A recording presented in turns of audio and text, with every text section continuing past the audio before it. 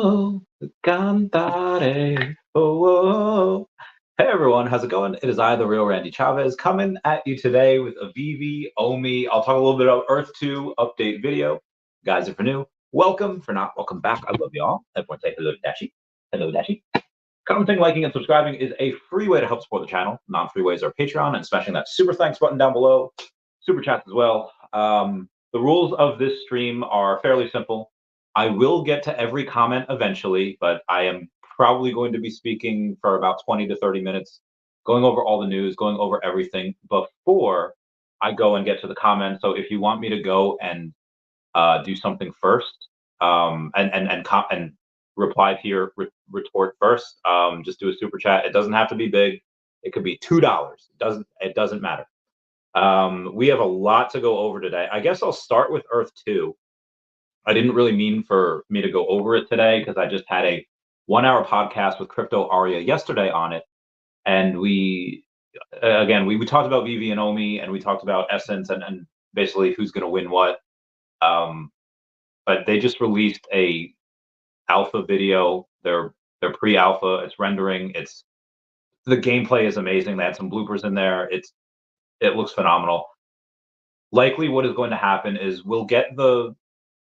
for Earth 2, we'll get the white paper within the next 4 weeks, and then we'll get the launch of the token at some point in April or May.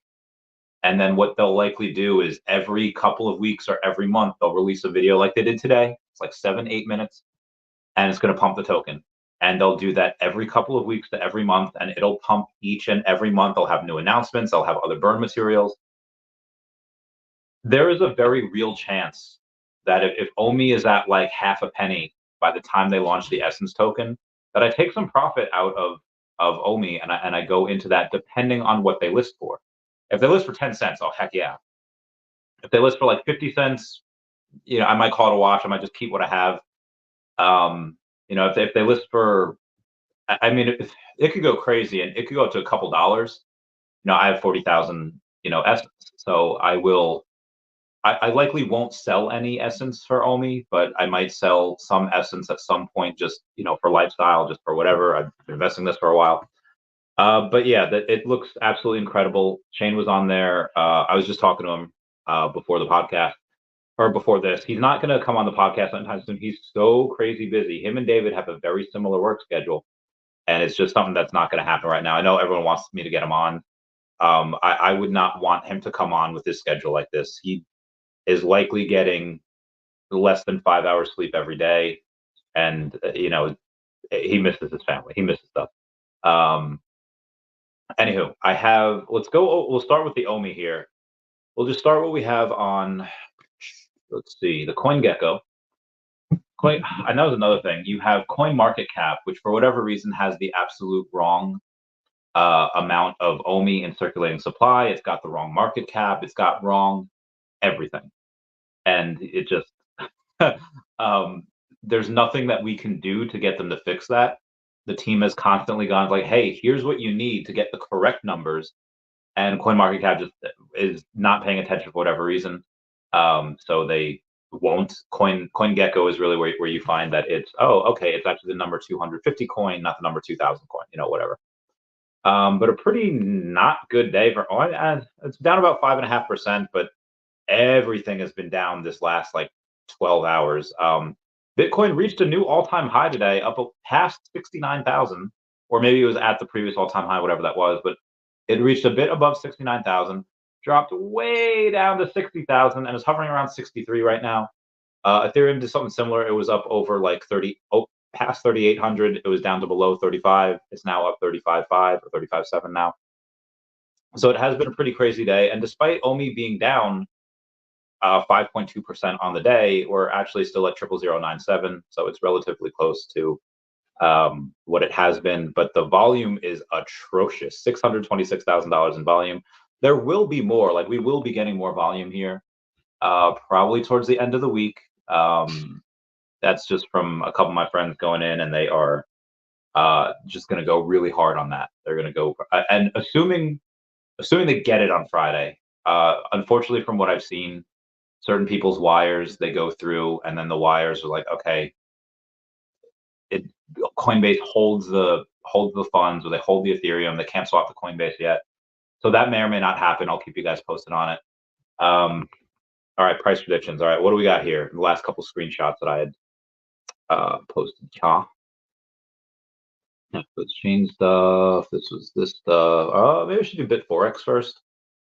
All right, so BitForex. So the BitForex Ottawa location this is from the Scam by BitForex Telegram group, and somebody went to the Ottawa location, and it is just empty. It is a ghost town up in there. And then you have a new message coming in from, and this is all from the Telegram group, by the way. Please understand that Garrett cannot answer specific questions regarding BitForex. Your questions will be answered once the authorities have released their report. And so that's for source. Basically, it seems that the BitForex team hath gone and gotten arrested, and they were doing stuff they were not supposed to be doing. A lot of people wrote on Telegram that Garrett, the former CFO of BitForex, but no response for a few days, and then they got that message just now.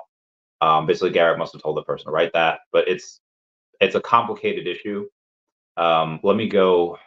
I have to go over like 3 days of news here, so bear with me as I get through this. Sets available. Yeah, Powerhouse. This is the way. This is the way.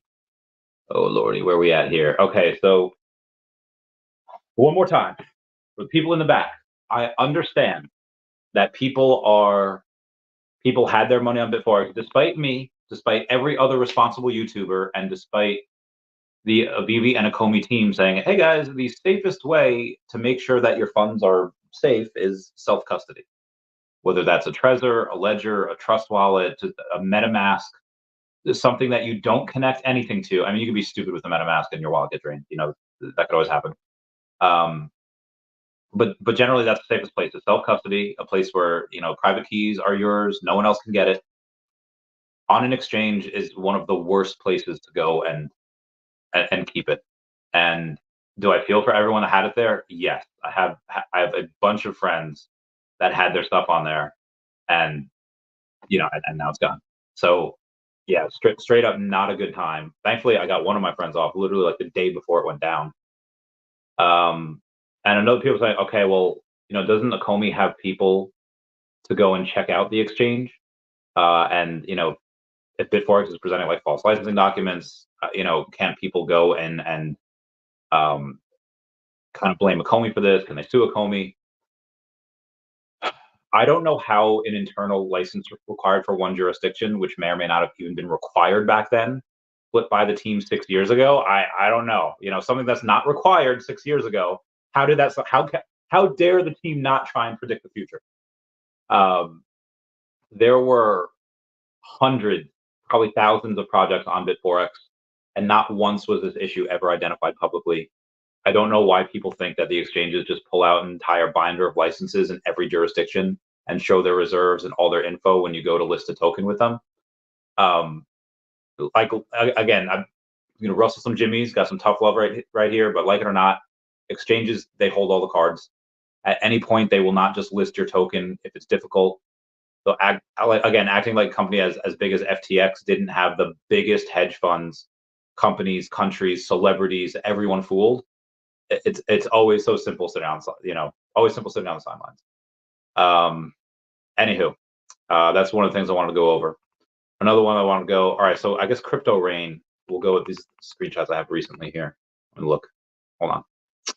No. He goes and says, every family has at least one crazy relative. For example, some BB fam think OMI will never hit $100 billion market cap, and that OMI will top at 3 cents. What do you think? $100 billion market cap, which would be about 30 cents, or 3 cents, which is a $10 billion market cap? So I go and I answer, I think that somewhere in the middle is where it should hit. It's why 8 to 10 cents is my base case. But crypto is a pretty inaccurate weighing machine, and it currently weighs OMI as much lighter than it should be. And in a year or so, it will likely weigh OMI not as what it should be, but much heavier than that.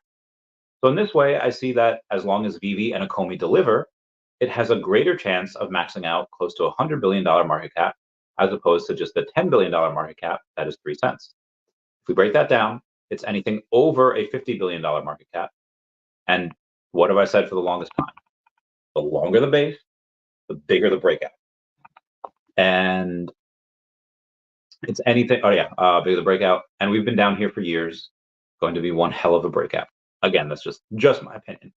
Then we also have Jess06875. Not going to dox her completely because that's her name on X. Then Crypto Rain, is this prediction based on just because, or does it take into consideration all of the things we're waiting on Comey to roll out, like proper utility and tier 1 exchanges? And Rain said it's 100% just because I said so. Or it could be that I'm taking into consideration what Comey is building and with whom. That I think the timing comes together so the momentum hits as real FOMO sets in. Likely not in the next couple weeks, although we will get some things in the next couple weeks. South by Southwest. And then you have I think that'll come later in this year or later in the year. I do want to go over what R Bear said as well. This isn't with OMI. This is with I guess some of the whale games. Definitely whale games. Is it whale manipulation? I don't know. Let me go to the tweet here. I made a post. Actually, let me go and talk about the post that I made yesterday, because there was a couple of them here. There's the cat. There's Marvel Mighties. All right, so I said, I love my Marvel Mighties on Veve. I have every set. I love them, but this non-first appearance Black Panther is going a little harder than I think it should. Only 210 editions. I get that. And yes, we're in the beginning of a new bull market. But how high does this go? 600? 1,000? 1 ETH? This is when the price is like $400, by the way. That's how crazy this happens. Well, let's look at the last bull market. Dr. Doom was well over 1,000, and he has 5,000 editions. So maybe this does go to a couple grand. People have more money this time around. Because again, back in 2019, we had around 9 million families in the US that had a net worth of over $1 million. When today, we have more than 16 million families in the US that have a net worth over $1 million. That's over 6 million new millionaire families, not including all of the people between 100,000 and $1 million. What happens when OMI holders get to spend their newfound money on NFTs? What do millennials spend money on? We spend money on what makes us nostalgic. With all these facts combined, we should expect miraculous numbers on Veve as well as their OMI token. After all, it's just the beginning, and that's when it was 429. That was literally, I guess that was 2 days ago, because we're Tuesday. Okay. Later that day on Sunday, I said, so this feeling I get when I and the people around me experiencing FOMO. We've seen it before in the last bull market in Veve and OMI. It seems that the embers of FOMO are crackling now. If this is what happens to a non-first appearance Marvel Mighty on Veve right now, what happens when OMI has done a 5x and we have OMI to NFT? Either this price doesn't make sense because there's better things to collect, or the price does make sense because there are more than 210 people that want to collect all the Mighties, and they can't because it's very rare and scarce. If this price makes sense now, then in the future, it could very well be thousands of dollars. If OMI does a 10x by the end of the year, which I 100% think it will, and this only does a 3x, wouldn't you sell some OMI to grab one?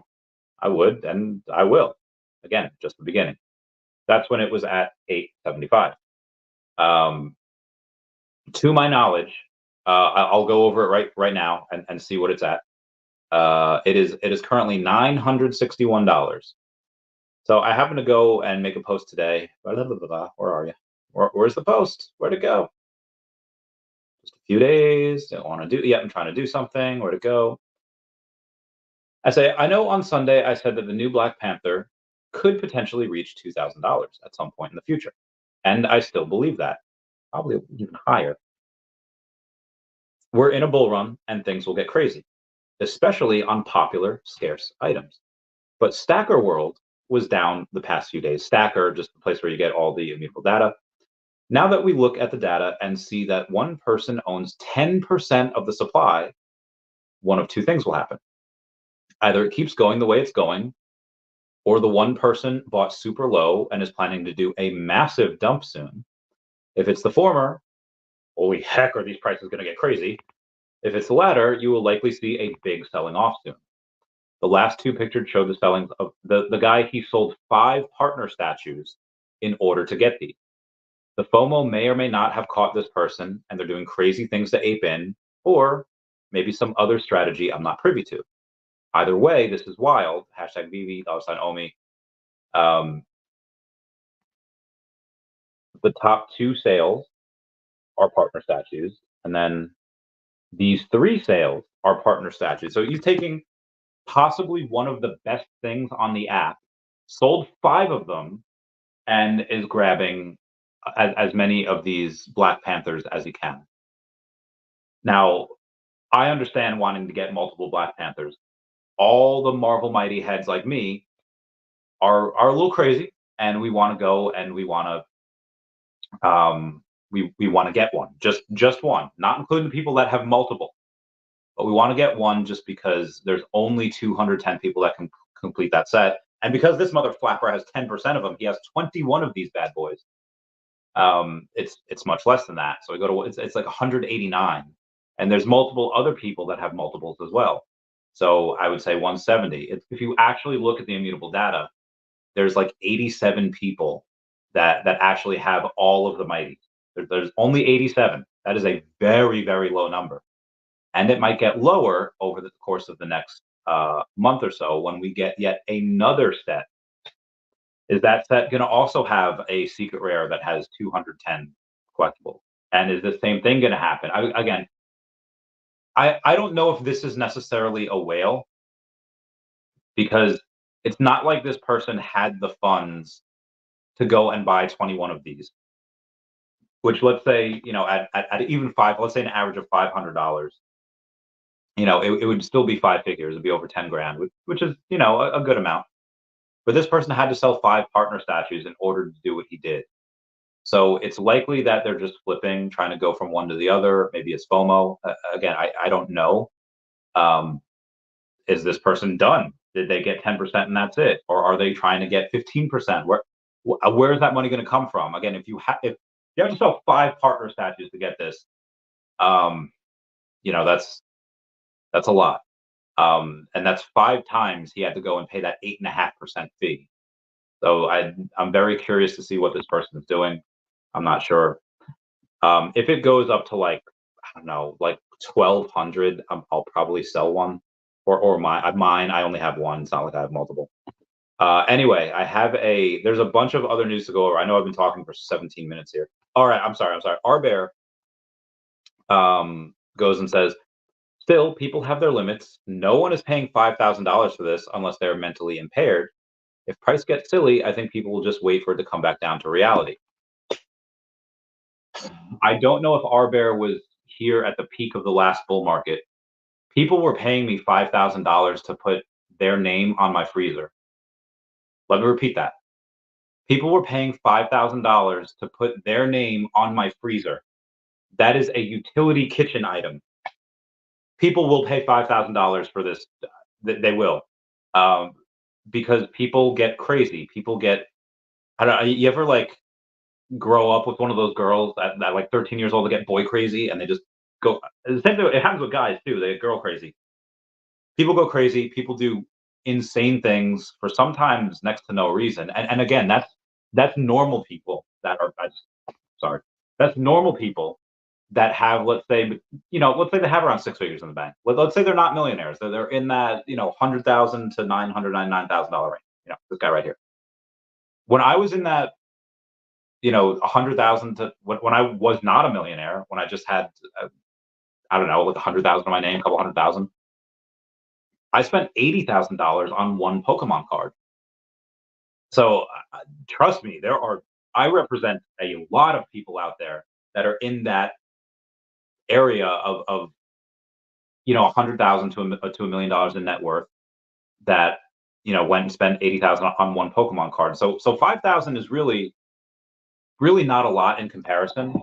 And when you go and you take a look at the FOMO, the fact that people are going to have newfound money, I think people could potentially pay that for this. There's only 210 of these. Superman was going for like 8,800. R2D2 was going for like 8,800. Granted, those are first appearances. and those are generally bigger characters, but there's literally like 8,000 of those. What is 10% of that? Is 800. So there's like 2.5%. Black Panther has about 2.1, 2.5% of all of R2D2 or all of Superman. So yeah, this is scarce, and I'm not. And again, we could very well retrace back down to like $600, $500. I was talking with Candace Bevan yesterday. She's a cool cat, jive turkey, and I was like, hey, I don't know if really getting one at 600 something dollars is really a good idea, because I wasn't expecting it to go that high. And she's like, well, I don't care. I need it. I have all the mighties. And she went, and you can't see that, it's too bright. She went and she spent 630 on it. I was like, okay, all right. Me buying this at 289, I'm feeling a lot better now that real people are buying. And again, it's at 961 right now. It's done a 3x, over a 3x of where it was. I'd be silly to not sell if it went up to 1200. Just 4x got to take in a little bit of a profit. Moving on here. Where was I? Yeah, let's go back again. Let's go back. All right, whales. I went over a little bit of this the other day on live stream, but I kind of want to go do this again here. The top 5, in order to get into the top 500 wallets on Veve, you need to have 1,385 collectibles. One clocks back a year ago, you did not even need 1,000. This has grown by like 45%. To have almost 1,400. In the next couple of weeks, we will get to 1,400, and that's just the top 500. I'm still in the top 400 somehow. I'm like number 380 something. I have 1,630 collectibles apparently. There are people like, to get in the top 300, you need over 1,800 collectibles. To get in the top 200, you need 2,200 collectibles. This is a lot. And then to be in the top 100, you need to have 3,100 collectibles. Top 10, 5 figures in collectibles. You need to have 10,307. And I don't mean 5 figures. Like, you need to spend tens of thousands of dollars to get that in the top 10. And that's if you buy crap. The guys in the top 10, they ain't buying crap. And again, like, this is how the rich get richer. You go and you have Husk Show that bought 222 collectibles this week. You have Bezoj Man that bought 284 collectibles this week. That's actually very, very out of character for Bezoj Man. Bezoj Man is usually buying like 600 to 800 collectibles. Then you have Misha Fitton that had purchased 445 collectibles. So again, this is how the rich get richer. People absolutely stacking in this last bear market. And then what's going to happen in this next bull market? Everything that they paid $10 and $20 for is going to go to $50 to $100, and everyone's like, "Oh, you just got lucky." No, they didn't. They knew exactly. I mean, maybe some people that just didn't know what they were doing happened to follow somebody that did know what they were doing, but most of these guys that have this type of money, they know what they're doing. And gals, gals too. There's some cool pictures, not of me. All right, I'm going to skip a couple things here because they're not important, and I don't need to do that. That would be awesome. Okay, all right. We might have something that I can go over later. Oh, hey, there's my purchase. See, 289. Literally caught the bottom. Ain't no one sold or bought for cheaper than that. Veve the other day had posted, cherry blossom flowering forecast, for Japan, and everyone's like, "What is it?" And then it happened to be, if you have a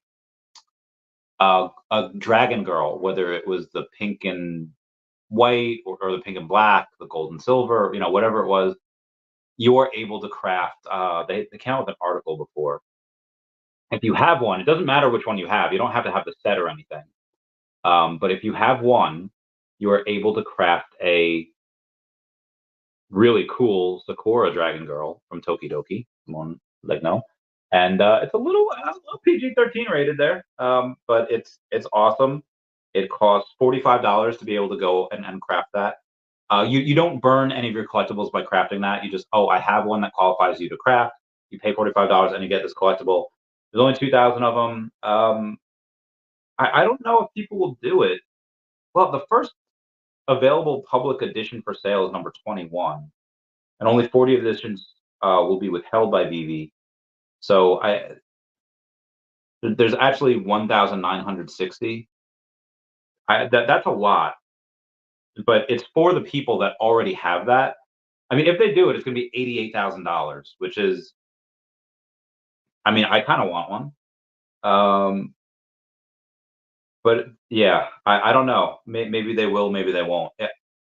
If they go and they get it, and then it costs like $30 or whatever, people are just dumping it on the market. I'll go and probably get one. Although it's only a common, so I don't know. This is I would make it because you need to craft it. It's 2,000, so they're not going to make it like a secret rare at 2,000. Yeah, all right. I guess that's why they did it. So 88,000. They've been killing it lately. They sold out today's drop. So today's drop was the first appearance of Wasp, and it was $10. So they made 40,000 or $47,130 on this drop, and that sold out in a couple hours. Let's see what else they had sold out on recently. They sold out the Mighties, which was $162,900. Stargate, they did not. It did better than I thought it would, but it did not do well. It didn't sell out. Let's see what it did. We've got 1907 minus 5. All right, so it's 12, 1197. All right, so 1197 plus, and there's a method to my madness here. 07 to 520 plus. Oh god, it's the wrong one. This one has minus 40, so it's 257 minus 6, 194. All right. 35. Oh, they made 66,000 on it. I'm surprised they made that much, but yeah, they made a good amount. The other one that came out recently was a Fantastic Four comic. It was the first appearance of the Claw, which is fine, and yeah, sold out. Made 30K. These things are. We're back. We're back. And now, are we like we were in 2022, 2021, where it didn't matter what rarity you got, they would automatically be above retail? No, we're not there yet. It's still the rare is usually about retail, ultra rare is above retail, and secret rare is obviously well above retail. But today's Wasp, okay, why did they make it $10? That's first appearance of Wasp. Yeah, she's been in a couple movies, and yeah, she's a Marvel Mighty, very undervalued as Marvel Mighty in my opinion. Why did they make it $10? The last time a 9.8 sold, it only sold for 12,000. Okay, when was the last time it sold? The last time it sold was 2012. That is over a decade ago. If a 9.8 were to ever be sold right, that would be tens of thousands, like high tens, like 70, 80 grand.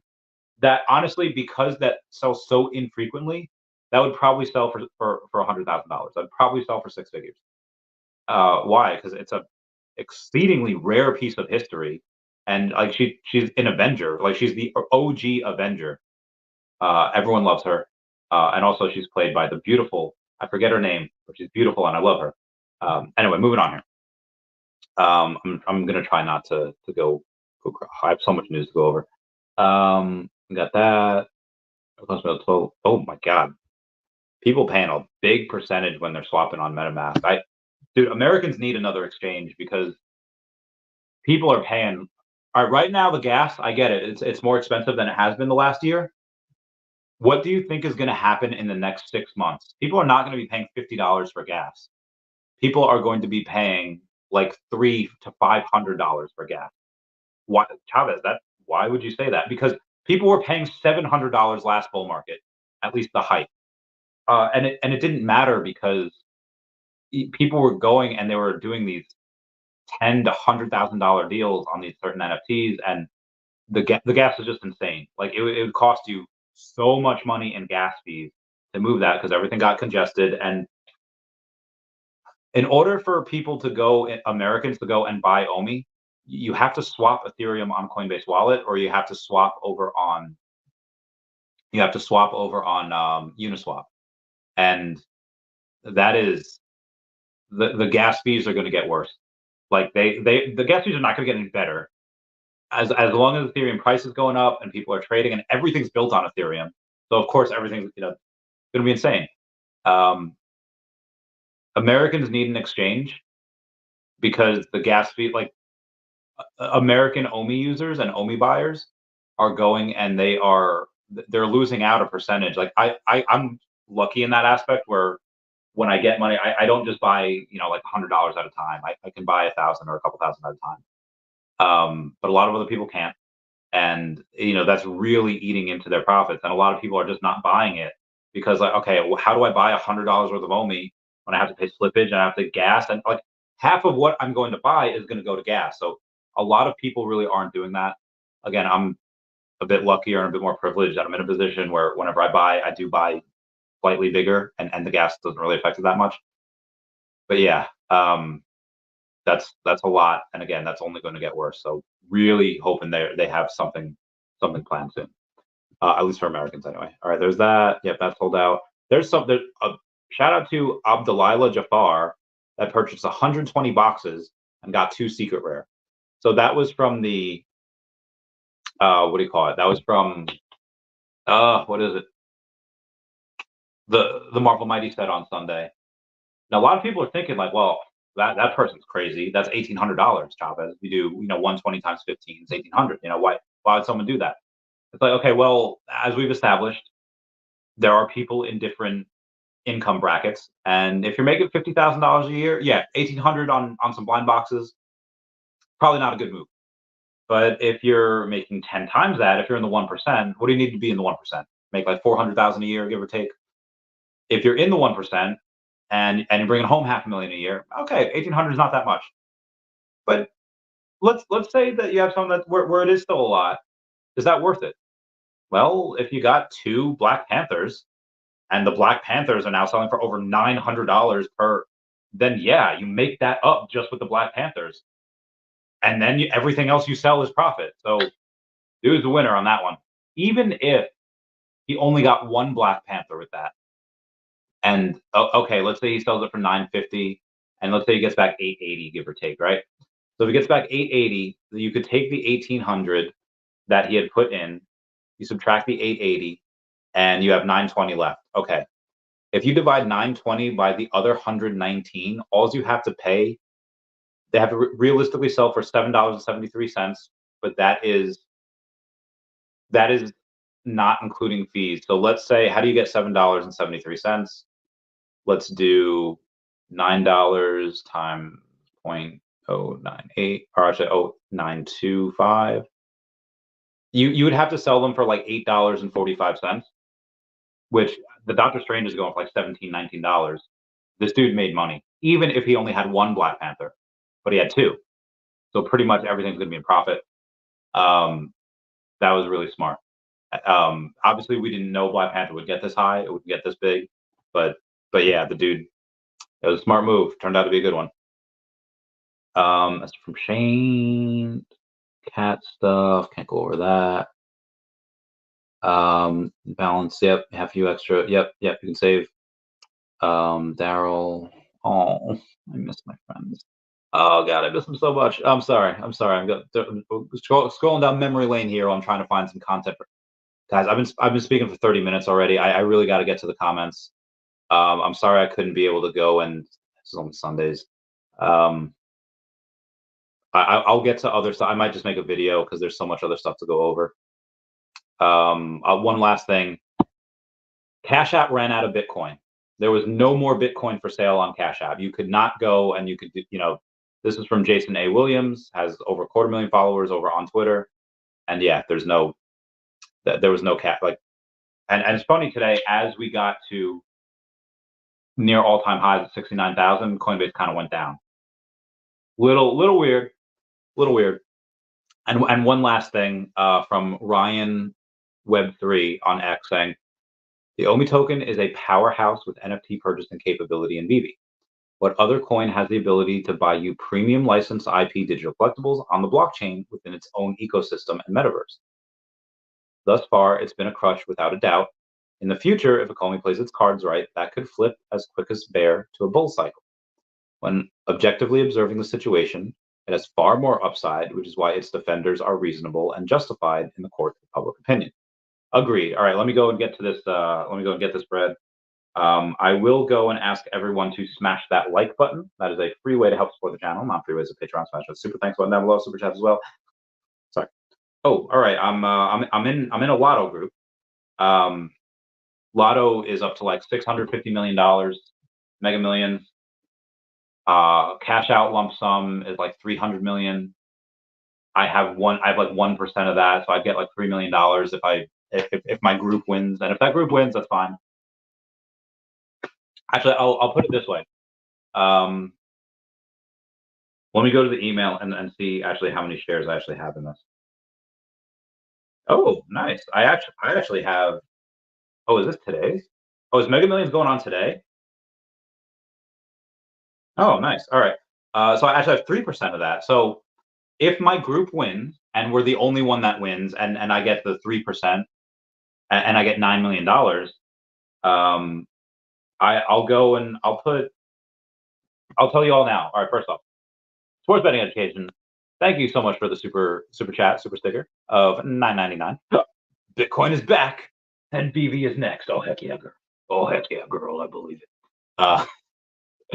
So invite me in, Mr. Pag. Do you want in? Should we invite him in, people? Should we invite Mr. Pags in? Let's look at. I saw that, Pags. Hold on, copy URL. I think we can do that. Let's Pags, check your X. Oh wow, everyone's saying yeah. All right. Check your Twitter account, and you're gonna go there. I'll send you the StreamYard. StreamYard is sent. Let's go and re-quote this tweet here. Alan saying, bringing in at Mr. Pags. Come watch. All right. So we're gonna get the Mr. Pags to come on here. Anyway, as I was saying, if me and my boys we win the lotto, and all right, so figure that's about 9 million. I will go in and I promise you guys, 91 people here right now. If I go in and I win lotto and I get $9 million, I will promise half of that. Half of all of my winnings are going to go to the Veve and Economy ecosystem. You heard it here first. If me and my boys win lotto, that's what we're doing. And yeah, like you said, Bitcoin is back. Veve is next. So before Pags comes in, I'm going to go and get to the rest of the comments here. Lucas says, Randy, what up? Just smash that like button, everyone. Yes, agreed. You should smash it. There's also Earth 2 released pre-alpha video. They did. It was absolutely incredible. I loved it. Good time. Bill Gardner, give me the tabs. Lucas says, Earth 2 is going places. It is. And I can't wait to see where it goes. Torland says, I feel like Foster has been hinting to something being released real soon. Any thoughts? I don't know. Well, I'll tell you this. South by Southwest, there's something that's going to be big there. I don't know what it is, but I know that Veve Magic would not be going to record a panel unless it was big. What up, Mr. Pags? How's it going, fam? Yeah. Can you hear me? Yeah. You're muted, Mr. Pags. Maybe that's why. Well, I mean, I can't hear you. I'm in. You're in. What up? What's going on? We're hanging out down the street and we're just we're chilling, talking about. Did you catch any of the video before you commented?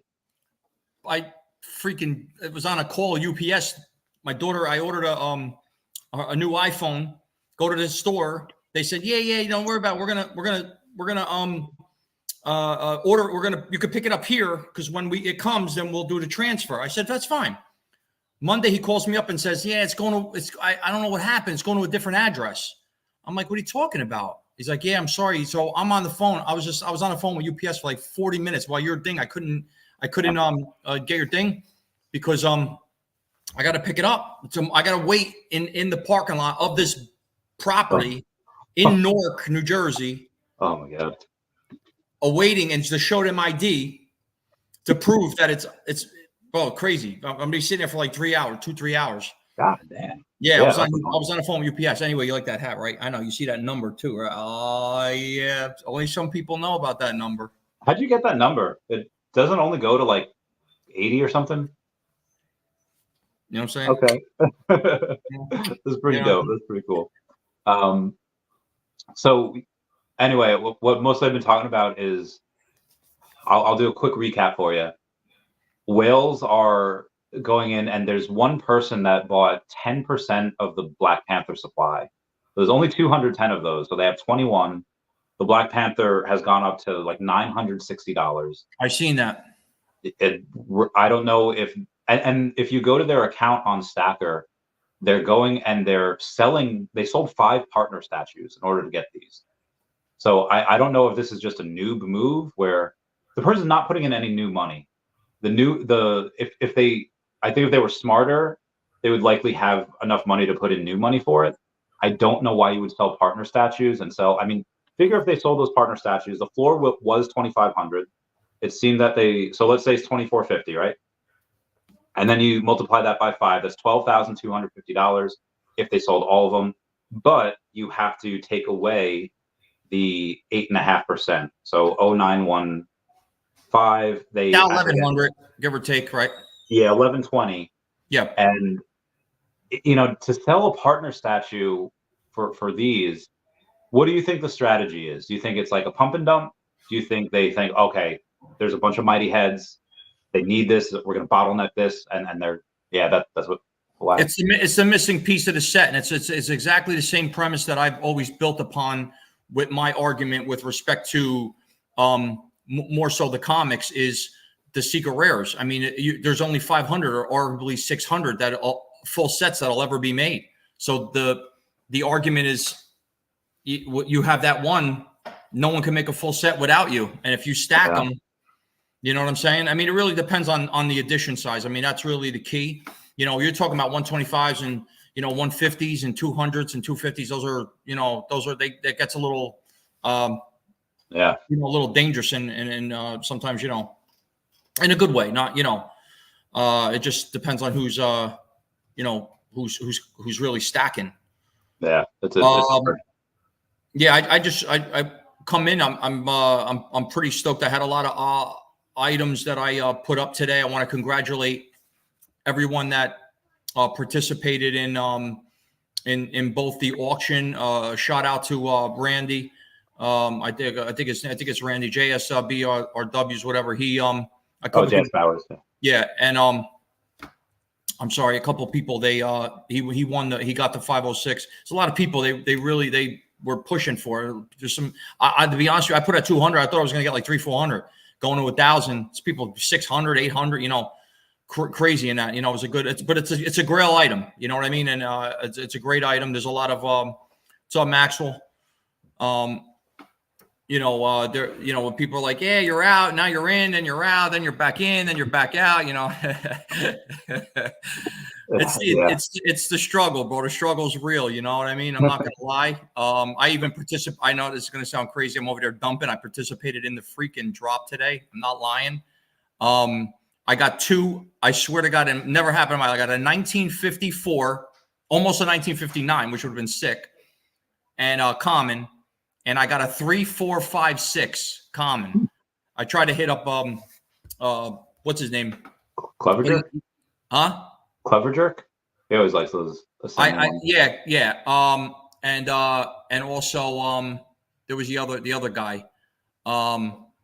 And I hit him up and he said something else. He wasn't interested, but I put it up for cheap. It didn't matter. I didn't even care. It was just pretty cool. That was pretty cool. Boss of bosses. Dun, dun, dun. Hi. I'm going to happen. Where you? Wow, you're gonna do that? Yeah. Come on. Can you do me a favor? I can do whatever you want. Can you just do me a favor? Just do meats. Just get meat. Don't get any of the other stuff. What's the other stuff? Meat pizza? Meat lovers pizza? No, she's going shopping. Oh, all right. Cool.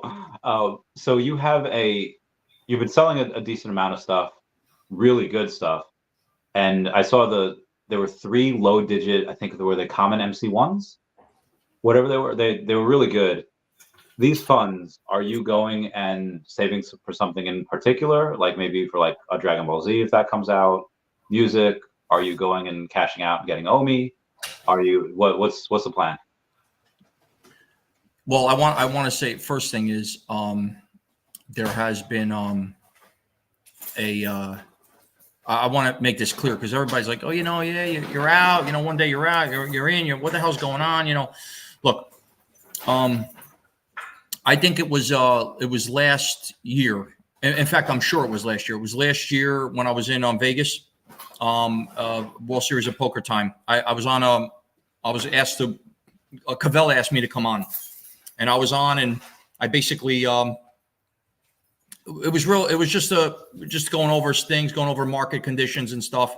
We're just shooting the breeze, and I made a point that I was coming out of Veve, and I was coming out, and I was going to keep like a handful, maybe under 10 items. I even named like 5 or 8 items that I was going to keep.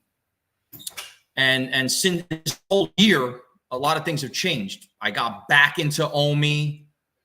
I did well on my XRP, bro, and I told people to get it. And this was before the, all the SEC stuff, but it was right before that. And I'm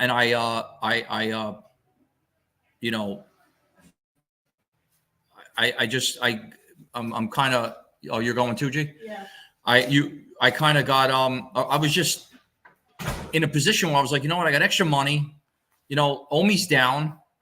I wasn't gonna. Listen, I got in 5.7, 6.3, range, 5.7 range.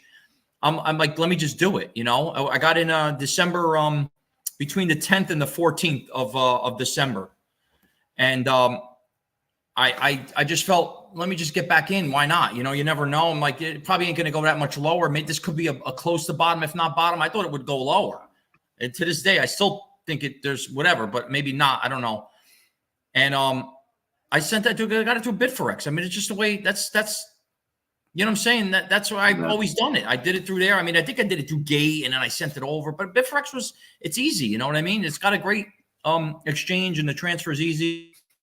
So what the hell? Yes, I did see it on Coinbase Wallet. Yes, I have seen it on there. But I don't know how to. There's ETH and stuff. There's a lot of shit that you got to do, and it's kind of like, And I don't really know who controls it because I've seen some disclaimers that Coinbase is not really affiliated. They're affiliated, but it's not. It's like a weird kind of like exchange. I don't know what the hell that is. So I just didn't want to. Don't fix something that ain't broke. So I've done BitForex. How long? And I just left it there. It's been years.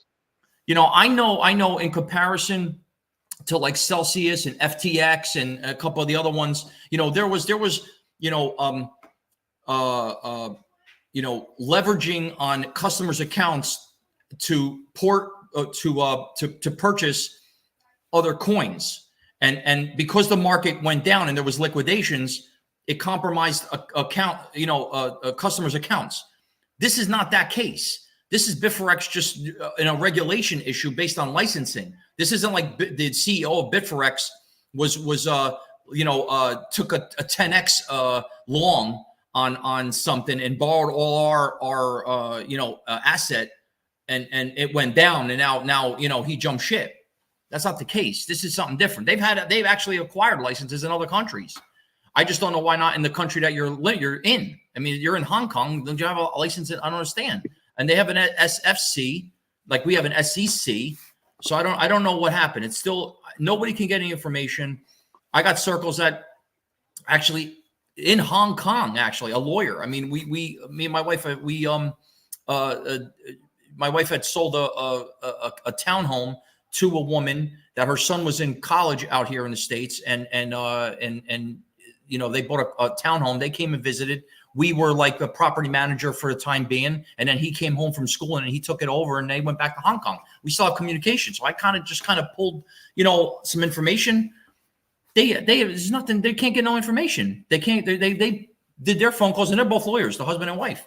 They can't knock it. So I don't know who the hell. There's no one to call. You just got to wait, I guess. I don't know. Are you in the Telegram group? No, I'm not. All right. So they've found some information where it seems like their offices, not just in Hong Kong, but they have an office in like Canada. They're like gone, like they've gone with the wind, like a fly by night. Like Boiler Room gone. Yeah, and then they also had there's a rumor going around that the team was arrested, like the team that they could get anyway. And then there was I actually just got this news that there was so Garrett, who is the former CFO of BitForex, people were like going and trying to message him on Telegram. And then today there was someone said, please understand that Garrett cannot answer specific questions regarding BitForex. The questions will be answered once the authorities have released their report. So if that's if that's true, then the team was arrested, and then someone probably told Garrett to say that, or Garrett told that person to say that. Which if this is, people will get some of their funds back, hopefully a high percentage, but it would be what the funds on there were worth at the time. And if this is like a big investigation, this could take well over a year. This is like 1 to 2 years. It could be. That being said, if they decide to go and they have to liquidate some of their stuff to get back to their creditors, they probably could get 100% back, because OMI will be really high at that point. So there's a chance that everyone gets what they had at the time, but it just won't be like, oh, hey, here's your OMI, and they just give it back to you. That would be great if they could do that, but with having FTX, that hadn't been the case. So unless they change that, I'm not sure. It was 50K, bro.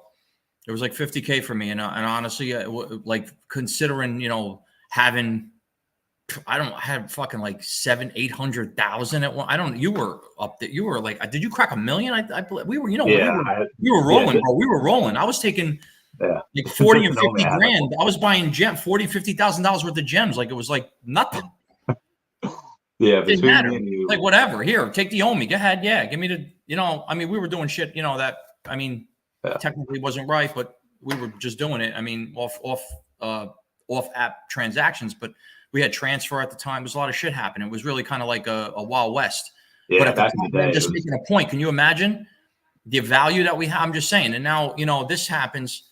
I got people over here that I had referred BitForex to them. They were just newbies and they wanted to get some OMI, and they were like, yeah. And I was just like, yeah, you know what I mean? And now they got verified and all that. They were like, all feeling good. Now it's like, I feel stupid. I feel bad, So the things that you've been selling, is it to replenish that OMI? Is to have some dry powder on the side? Nope. No, right. I'm all in. I'm stacking 3 coins. I'm not going to say which ones. Obviously, XRP's one. I'm not going to say the other 2. Okay. And it's not Ethan. It's not Bit. And I can tell you right now, what I'm loading, I'm just loading. That's it. Okay, cool beans. Right now, I'm not right at the moment. Right at the moment now. Not going to stack because we're in a pop, and this pop's going to fizzle. But we're anything that you get in a pre-halving up to the halving is usually gold. It's just a gold thing. Like I said, without mentioning macros and black swans and everything else, everything being the same and everything good and we're good to go. You got to realize something. With the halving, people realize, oh yeah, because there's just something that happens when it comes to Bitcoin, right? You have miners, and they have to make money because they're obviously spending the money on this, obviously the utility and the equipment. Yeah. And unfortunately, because they're not getting, it works against them because they're not getting as many Bitcoin. You understand? It has to work harder, and they have to get better equipment, and the better equipment costs more money. It's just on and on and on. So if Bitcoin doesn't stack up to the expectation of a higher number to make up for that, it's like reverse splits and forward splits. It's like it's doing what would be a forward split, but they would cut the price in half. That's what a halving is. It's a forward split, a 2-for-1. It's always a 2-for-1 every 4 years. It's like a 2-for-1 forward split. But the only difference is that the price has to double that last split to equal out what it was getting 1-to-1. Otherwise, it's a loss.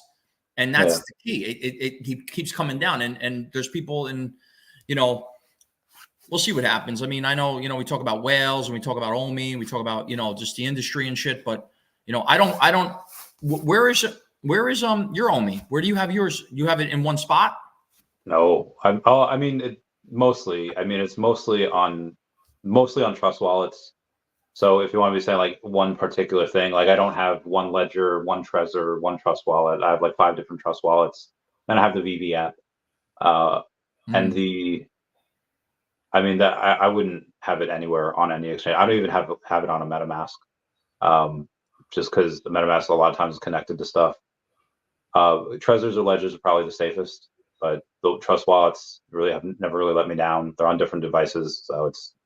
I feel like that's, as long as they're on a device that's not connected to anything, and it's not even connected to Wi-Fi, that's fine. What about Veve? What about on Veve? Is there a max that you could put on it? You can put on as much as you want. I think there's one person I know that has like 100 million on there, 106 million. I don't have nearly that much, but it's like when I was buying, like, so right now you can't do it anymore because nobody's really selling down here. But I bought a decent amount last year of people that were selling, and I bought it at 0006, 0007, whatever it was, and so all of that's on the Veve app because I was just getting it off their app and it was like right around the time that they said, oh, if you have Veve or OMI on the Veve app, you get the staking for MCP points, and now obviously we're doing for bronze tickets as well. Foster's been hinting at something to be released soon. Do you have any thoughts about that? Well, I'm not, like I said, I'm not in any Telegram groups. I really don't really care to be in them. I have really no time to do that anyway, but I know there's things that swirl around, circles of Veve circles, we'll call it. Some stuff I'm privy to, some stuff, but no matter what, it's just like, it doesn't matter what information that I hear. I'm not like, you can't go and tell people about it, because if it doesn't come true, you look like a liar. And if it comes true, then you just look like a rat. So either way, it's wrong. You don't look good, So for me, I just take it on the chin. I don't really care too much. It really sucks because I'm like low in inventory on Veve. Like now I'm getting even lower, and I got no OMI. It's like crazy. I mean, yeah. Big 180. So I listen. I'm still like, when you're in the community for so long and you're so bullish and you feel things good and you're always good, and then then you get, I don't want to say rug pulled, but this I don't know. I have a lot of opinion about it. I don't want to say it like publicly like this, but everybody's like, "Hey, what's your fault? You can't blame anybody else." Listen, I feel the same way. If you get hacked, you have a bank account and you get hacked, what are you going to say? Oh, well, you could have had a different bank. Yeah, I know, anything could happen. But for me, when you're in a community and let me ask you a question. What happens? You said there was, I think it was the notion of 22 or so billion OMI on yes. BitForex. All right, so what happens with that now? Let's just say it doesn't go nowhere because obviously it's just in an account. No one sold it, right? Yeah. So correct. What happens to it if it never is recovered, or it should get recovered ultimately, even if it takes 2 years? What happens? Yeah. So right now, all funds are frozen while the police do their investigation. However long that takes, eventually what they'll have to do is they'll take whatever's in the account and they'll start selling it off to pay off the creditors, which are essentially the people that had funds on there. So that'll get, I don't know if that's at auction or if that's at, like, if they just dump it on the market. It would likely to start off at auction, like when the government goes and they seize something from like Silk Road and then they sell the Bitcoin. It's at auction. It's never dumped. So either one of those two things will happen. And also, if they dump 22 billion, that's going to be a huge red candle. They're not going to get as much as they would if they were just do it slow but steady. But eventually that will be sold off, unless they just go and they just say like heck it, and they just, like, if I can't have it, nobody can, and then the keys are gone, and then nobody knows where that is. But most likely that's why I'm insinuating, and that's why I'm questioning it, because it's like, if it's gone, then is it like it's burned? I mean, Yeah, is if that, nobody you has know the what I'm saying? keys, then yeah, then that is I burned. mean, think about. Apparently, I think there was three. I think there is. You could look at from history. I think this noted. I think about 3 million Bitcoin are gone from the loss of accounts and passwords. Jesus, so much. So that means there's 18 million, and arguably there's 3 million still left. So arguably there's only 15 million mined, and 3 million is the max that could ever get, mined, and the other 3 are gone. So that's what I'm saying. It's 22 billion gone ultimately. That's insane. At the very least, it's locked up. I would consider it staked for right now for at least a year. But yeah, that supply crunch is very big. That's not insignificant. So when you have the amount of people, like Americans right now, if you want to go and buy, now granted, the gas fees and the Coinbase fee where you have to go and you swap on Coinbase wallet, that's relatively the same whether you buy a couple $100 or a couple $1,000. But the gas fees have been going up. If you remember last bull market, it was like $500-700 sometimes for gas fees. In this bull market, especially after the Ethereum ETFs get passed late in May, you might see like $1,000 gas fees. That's insane. That's insane. That's insane. It's gonna be more. It's gonna be more than the actual transaction. It's gonna make no sense to trade. Yeah. So right now, Americans, like, they can either try to find someone to buy OTC. I have somebody that some of my whales are buying from. It's a small amounts, like 30 million, but they're buying. I know you questioned me about that. I remember you texting me if I had access, if I did. Yeah, because they have like the end of this week they'll have like 300 to 400 grand, and they're going to chuck that in OMI, but that's going to pump. Where do they buy though? Are they going to get it through like Coinbase wallet? Like, how do you? They have to. I mean, either that or we'd have to go and send funds to somebody in Europe or Canada, and they could buy it on Gate.io, or they could buy it on Ascendex, and even then they'd have to just buy the sell orders.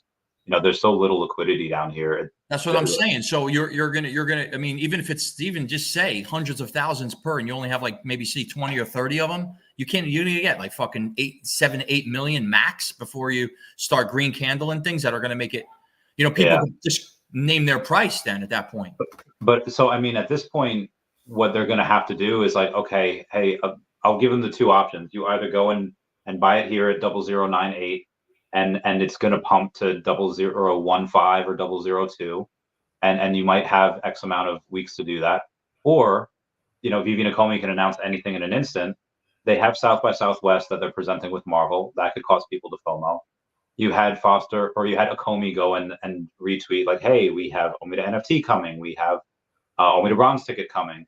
And then you have 2 weeks ago, the BitGet exchange got about $80,000 worth of OMI, which is about what they need in order to go and list a tier 1 listing from a wallet that had 30 billion OMI, which sounds like the Akomi business development wallet, but they just haven't officially announced it yet. And a lot of people are ignoring that.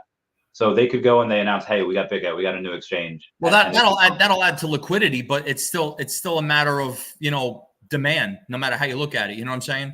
Yeah. So, and there's a lot to come. So I'm telling my guys, it's probably best we buy it in the close triple zeros or even 001. Doesn't matter if we pump it 50%, 0015, or even double it in the next like 6 to 8 months. I feel like we're getting back to all-time highs.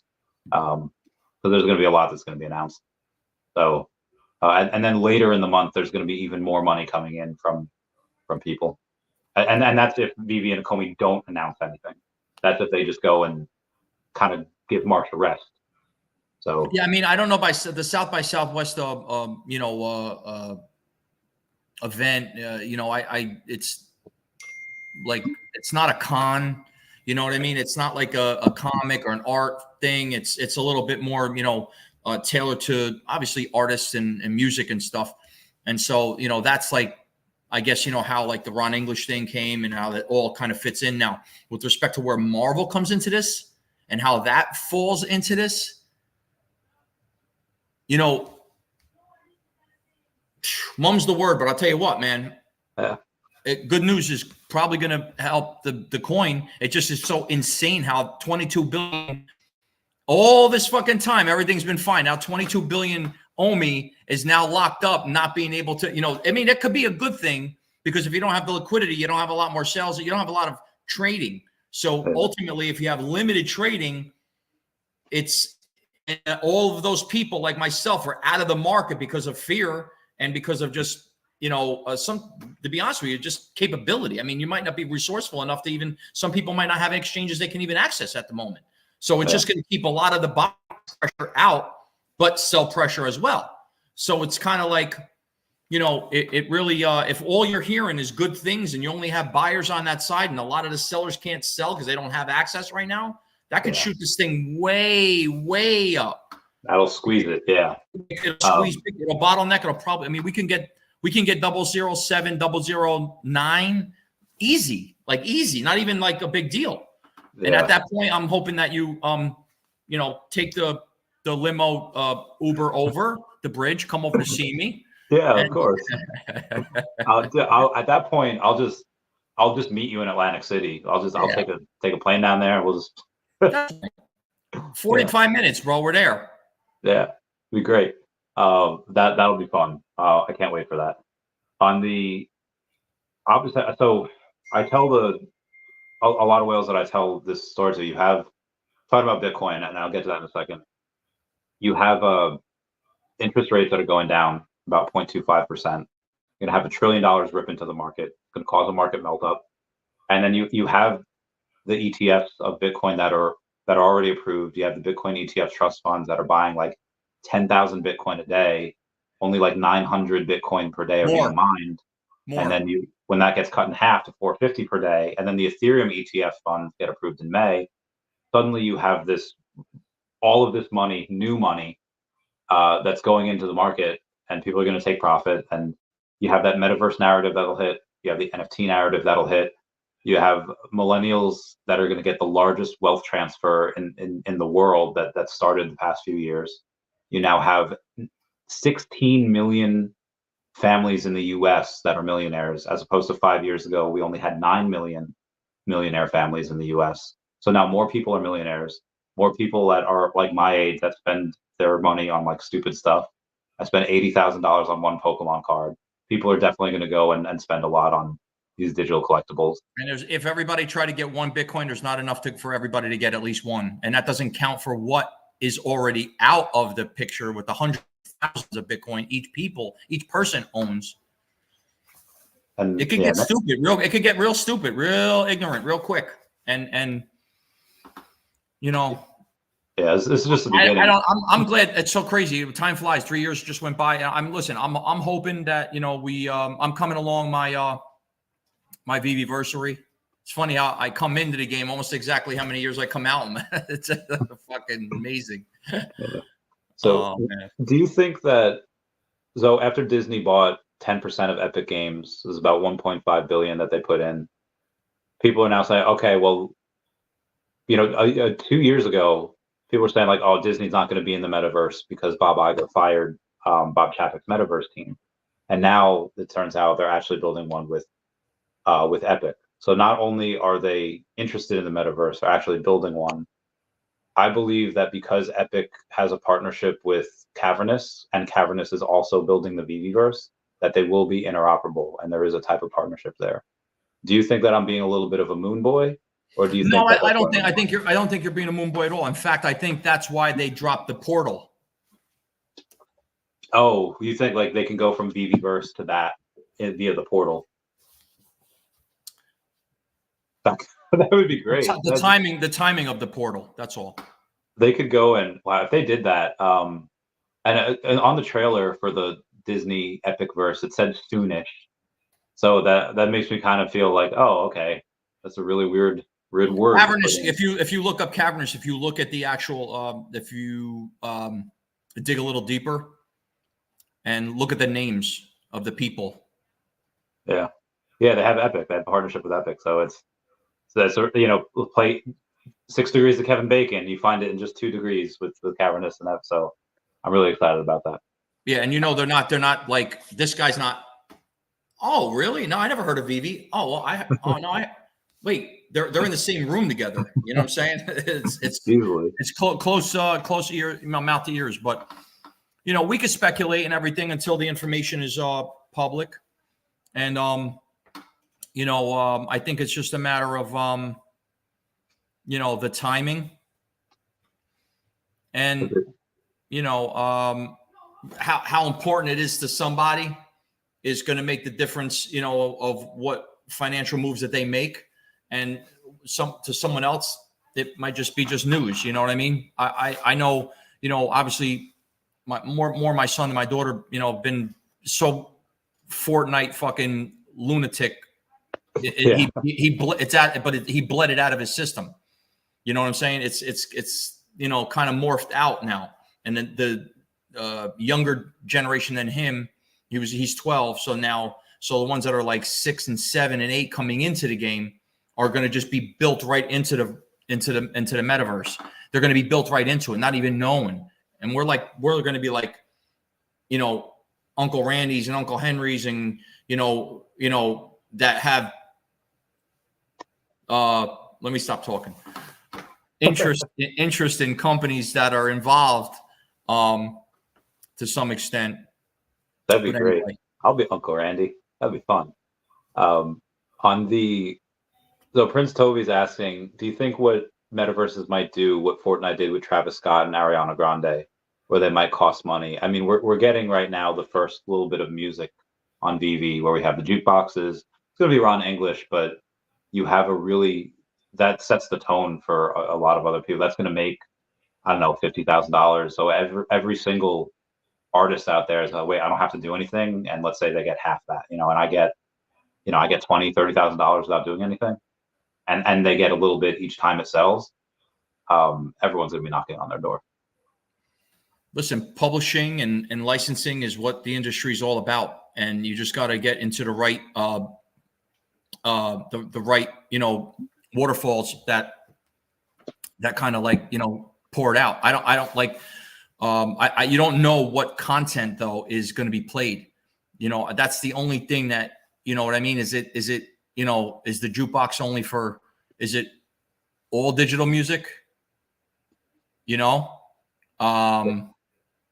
it any digital music? Is it, you know what I'm saying? Is it only to,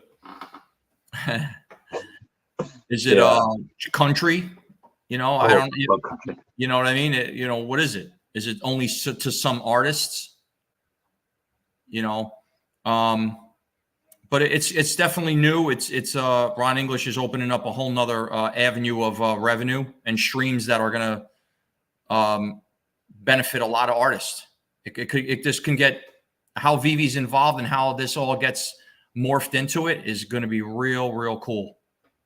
You know, and they're doing music and sports at the same time. They have Joseph Parker with boxing gloves. That'll likely sell out. That'd be like 40, 60,000, whatever. And then I talked to both David and Josh about it, and apparently they both talked to each other and like, yeah, they want to see how this does with Joseph Parker first, and then if that does really well, then I would love to see Josh Emmett come on there. He was on a podcast recently. It was his birthday yesterday. Cool dude.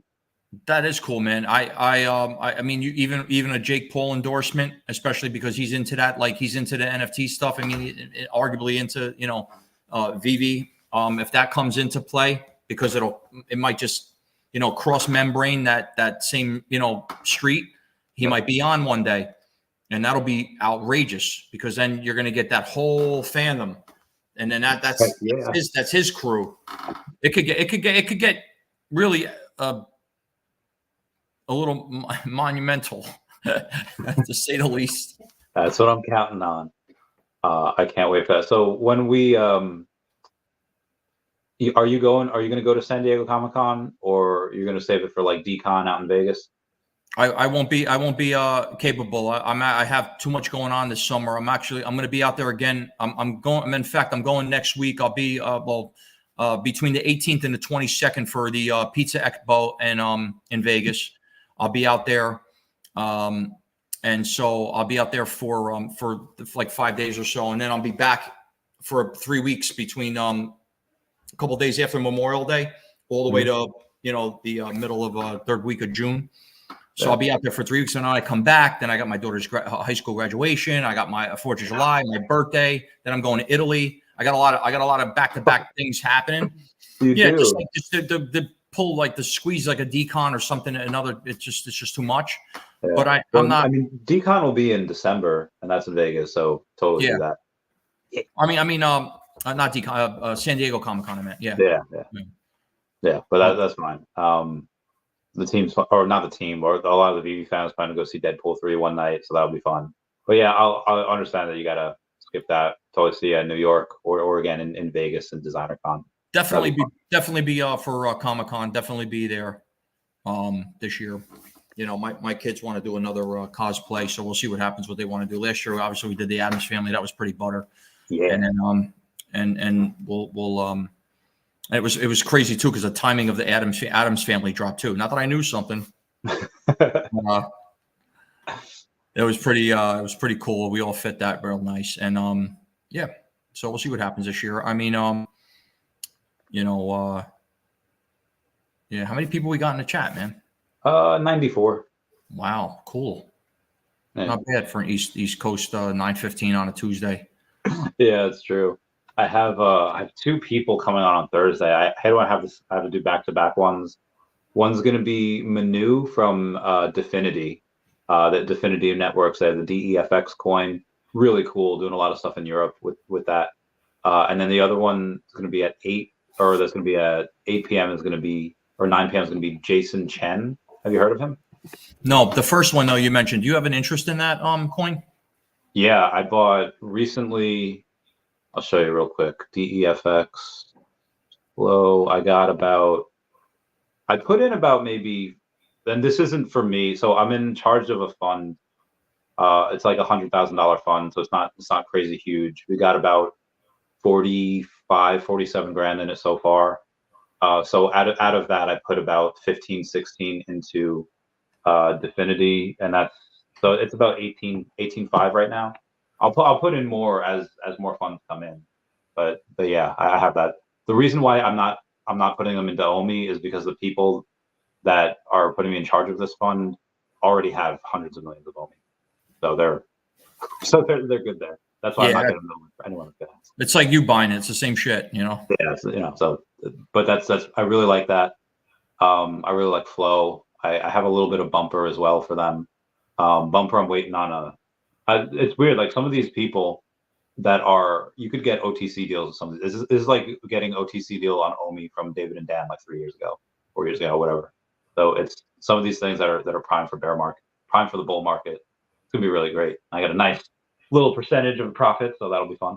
That's awesome. That's great, man. That's really nice. Yep. Yep. I know a lot of people. I just would set the record straight. I see a lot of people in the chat. People hit me up. Just to let you know, you know what my intention is, or why, or what's actually happening to make this set this, you know, it's straight just to get the right story. Basically, I have due to the bad experience with the BitForex and the loss of OMI. I'm an all or nothing person. I really don't like to be halfway in. And if I'm not in and I'm not comfortable, I get out. That's really it. I mean, you have to take a real bad piss and it's like a small little bathroom and there's people in there waiting and shit, you get real comfortable. You're uncomfortable. You can't, it's not right. And you know what?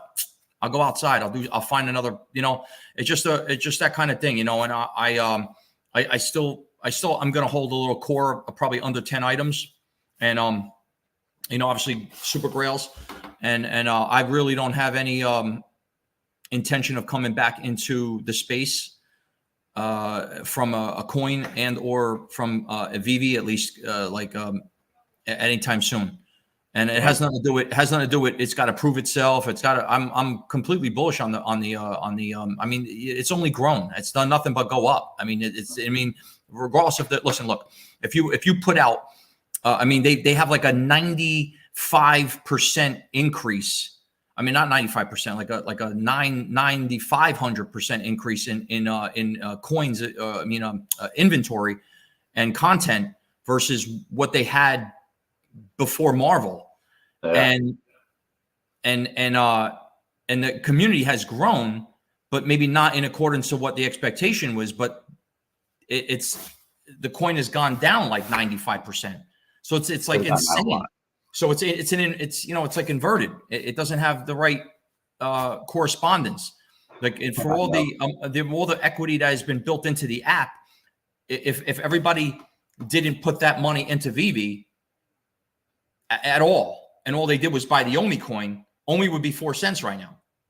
Yeah, you understand what I'm saying? So you got to realize the amount of money that has been attached into the actual app versus the coin. That's why you can't say, oh, the coin will follow. The coin will do its own thing. You know what I mean? It will. I believe that. But right now it's Veve heavy, so to say. It's front heavy. It's front loaded. Yeah. And it's going to take a little longer for the coin to catch up. But once it does, it's just a matter of balancing out the liquidity and the demand and getting the timing right and really getting those markets and those top tier partners. Agreed. When XRP does a 10x, will you then come back, or is it going to be before then? Dude, the 3 coins that I'm stacking, for me, I feel like it's like one of those the moment of where people thought of Bitcoin back in 2013 and 2014, and where they could never imagine it ever, because they're selling, they're 10xing and 20xing and 200xing, and they're thinking that that's like the top, and it just continually. I really have the belief that those are because you're running out of time, especially with XRP. You're running out of timelines with respect to the SEC and with the judge in the courts. This stuff is going to end. It has to end. Even if it takes the end of this year, and it's going to end. It's an eventuality. It has to. It's an inevitability. It will happen. When that happens, you have nowhere else to go because it's just going to bring in more liquidity, and it's just constantly going to go up. And it's liquid now. It's legal. Everybody can buy it now. It's not like it's off exchanges where you got to search and do VPN searches and shit. Yeah. You can buy it, and that's just one. And the other two, they're bro. It's locks, bro. It's locks. Gaming and artificial intelligence, gaming and AI with the blockchain, you're not going to lose, bro. And I don't want to say what I've been involved in and why, because then you'll know what coin I got. But if it wasn't for Cardano, I would have never have learned about the other coin. Okay. So just to kind of piggyback on the statement there, obviously AI and gaming are going to be, there's going to be so much money to be made there. There's going to be so many winners in the space.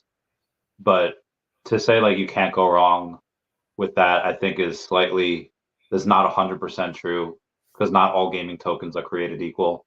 Like there are going to be tokens for some games that just don't work. They don't survive. They run rate is just going to go. And obviously, I'm not. I agree 100%. And that's where your due diligence has to come in. That's where your research, and that's where you really got to dig a deep rabbit hole. You got to go deep, and you have to spend the time, and you have to spend the money, and you have to get into those particular communities. You got to find out details. You can't fuck around. I mean, I got a fucking attorney. I have that pay an attorney to actually make calls, like to do certain things and get to certain questions answered. If you don't do that, you have to go that deep. You're not going to ever find out. You're not going to really get to the bottom of it. And those are those particular questions where you'll make the difference. It'll make the difference in knowing to differentiate between coins and those specific things you're just talking about. And you're 100% correct in that. You're right. There will be clog ups. There will be shit where, it sounds good now, but then when you're on a high volume, it clogs the database up. You don't have the right tokenomics. Something could fail. It's not all, you're right. Nothing's guaranteed. But for me, for the research that I did, I narrowed things down, and the people that, and the cohesiveness in between these particular, not only just communities, but the actual networks themselves, it's like fail proof, bro. And I go with that. You know what I mean? I gotta sink it all in. I can't diversify across the board. Every coin looks great. Every coin looks great. You look at this one, you look at that one. You're like, oh my God, he's got, they got supply chain, they got this, they got that. You can't, put it all in. You got, like you what are you gonna do? Put $1,000 into a 1,000 items? It makes no sense. Yeah. You know what I'm saying? I'm curious with that, and we'll talk privately about them, because I do get really, it's daunting when there's so many AI projects, and when you have something like Google, I don't know if you've seen their AI project where they go and you ask, okay, show me the founding fathers. And Google's AI project shows you the founding fathers, but they're all minorities. And then it's like, okay, show me a picture of Elon Musk, and it shows a picture of a black Elon Musk. It's like they left their wokeness in the coding, And so that kind of like, okay, if a $1 trillion company is going to mess this up, I don't know what the heck's going to go on. I wanted to super chat. Benjamin Charles saying, we keep getting our accounts locked left and right, trying to buy crypto at various exchanges if our bank lets us. How are you doing such frequent buys? Never an issue. I never keep it on exchanges. I go and if I do go on an exchange, I have it on there for the trade. I take it off, and now it's just Coinbase Wallet. So it's not really an exchange. They just have an aggregate. Yeah, and he's got that. Was that a ledger? Yeah. You just have it right now. You know, it's charging right now. It's right on my. Yeah. So that's Ben Shaw. That's one of the things that you get. It's an NOx. I mean, did you get your nails done? It's charging right now. Me? Did you get your nails done? It's a weekly thing, bro. Oh, I used to get them done. I miss getting them done. I would get them black. Black's kind of like okay. Don't matter. I mean, you know what it is the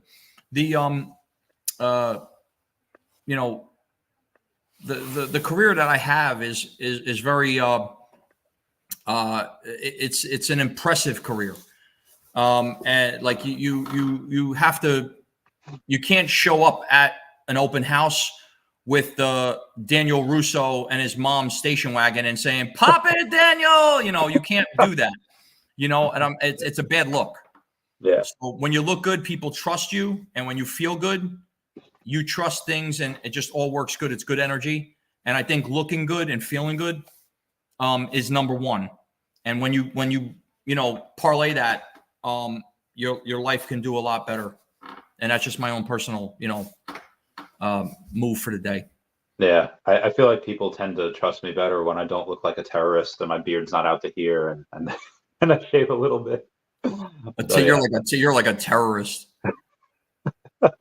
Dude, when I don't shave, terrorists are illegal. I look like one of those 300,000 people that Biden snuck over the border that they flew over.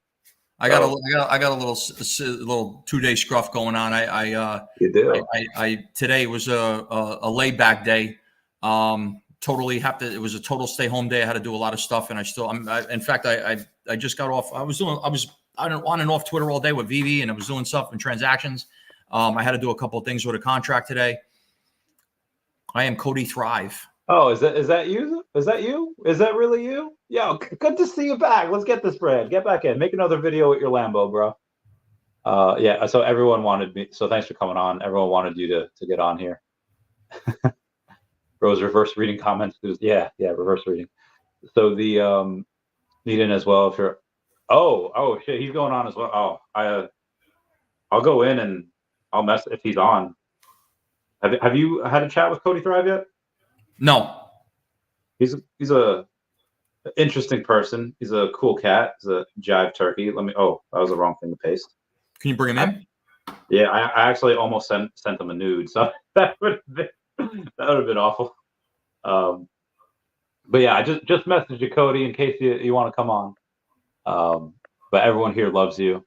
What is the what is next for Mr. Pag and his elite family? Your daughter's going to be going to college next year, or is she going to do independent work, going in the workforce? She is. She's going to go to a local university here. I'm not going to say which one. D3, but good. And English major. Just loves. She's an artist. She and my daughter and my son. They create content. They are all constantly video recording themselves, and they write script. And she does they do costume cosplay. They in and out. They're always doing stuff. I mean, 6-year difference, but they're like the same. And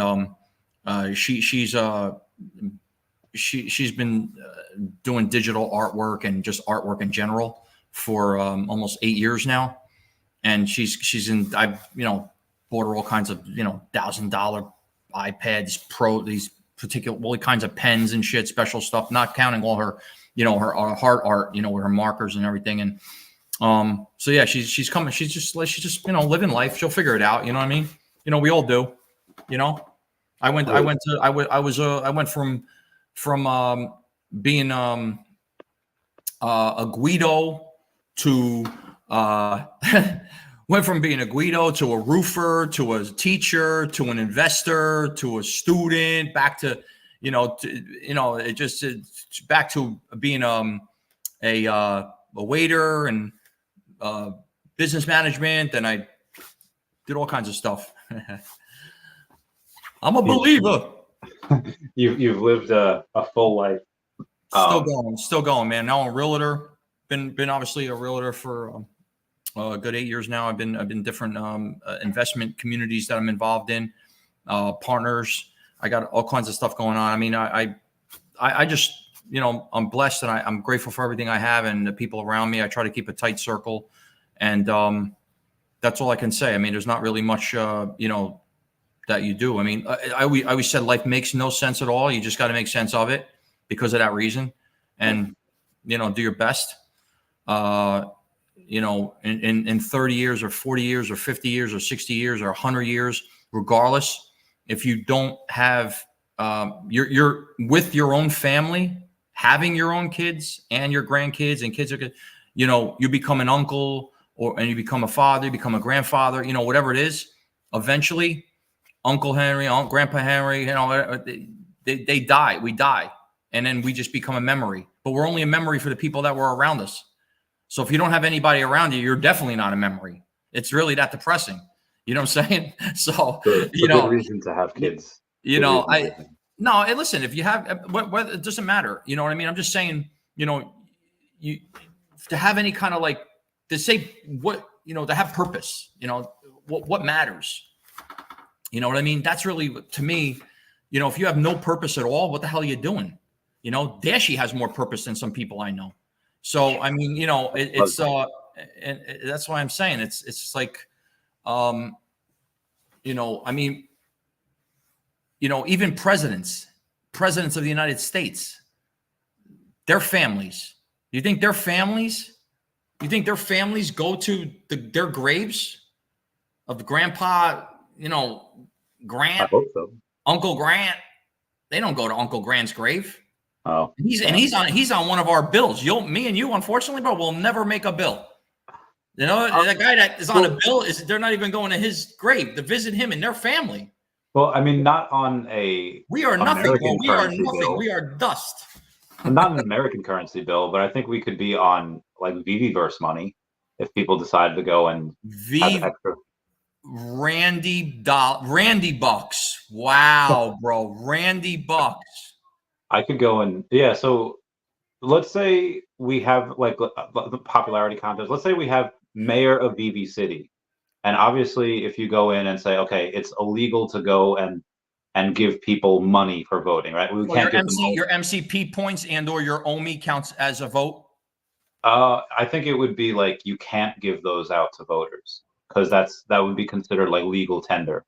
But if I give out Randy Bucks, which are redeemable at a Randy Chavez store, that is not illegal. So I will. See, now this is why I say, and I love Foster, but I always said, and this goes back to 3 years ago when we first had our first thing, you have ideas, bro, that there should be a department in Veve that they should hire you and have these particular, I mean, I don't care, to what capacity.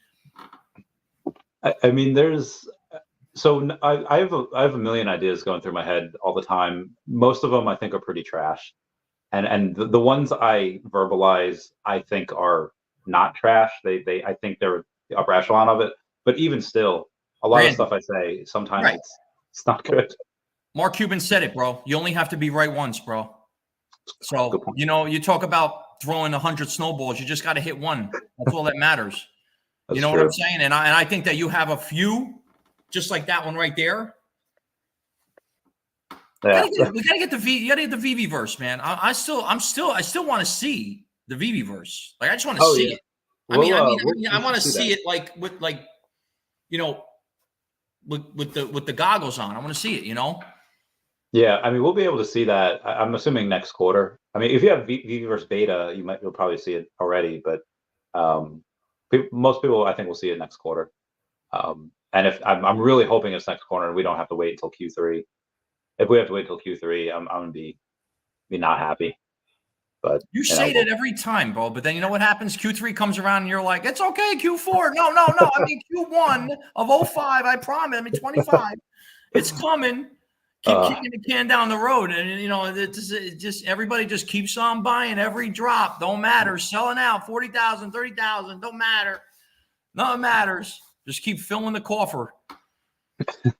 I mean, because they do something like when they delay, because obviously in tech things delay all the time, but there's reasons why. It's not like we hired the wrong talent or and every now and then they do. And what I'm really happy about is that they haven't come out and said this, but what it seems that they're doing is, hey, it seems like you almost have a revolving door. You hire a bunch of people, you let a couple of people go, you hire a bunch more people.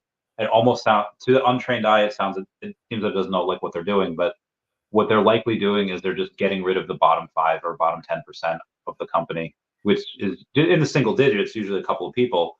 But generally that's what a lot of these large companies do. It works for everyone, whether you have 10 employees or whether you have 10,000. Getting rid of, like, that's what Elon Musk did with Twitter. He came in, fired like 70% of them because most of them weren't justifying the reasons for being there. And David doesn't go on. He doesn't spend money unless it's going to be good for the company.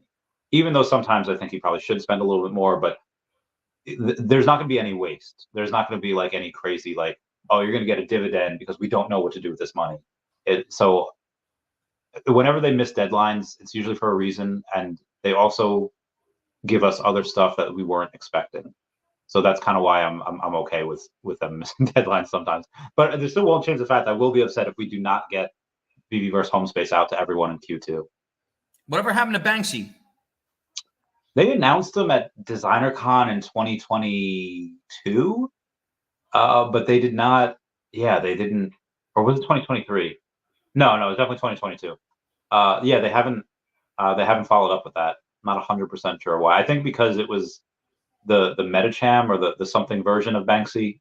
Like they didn't like get him to go in. It's like his what's that called? That company that they do all the Banksy.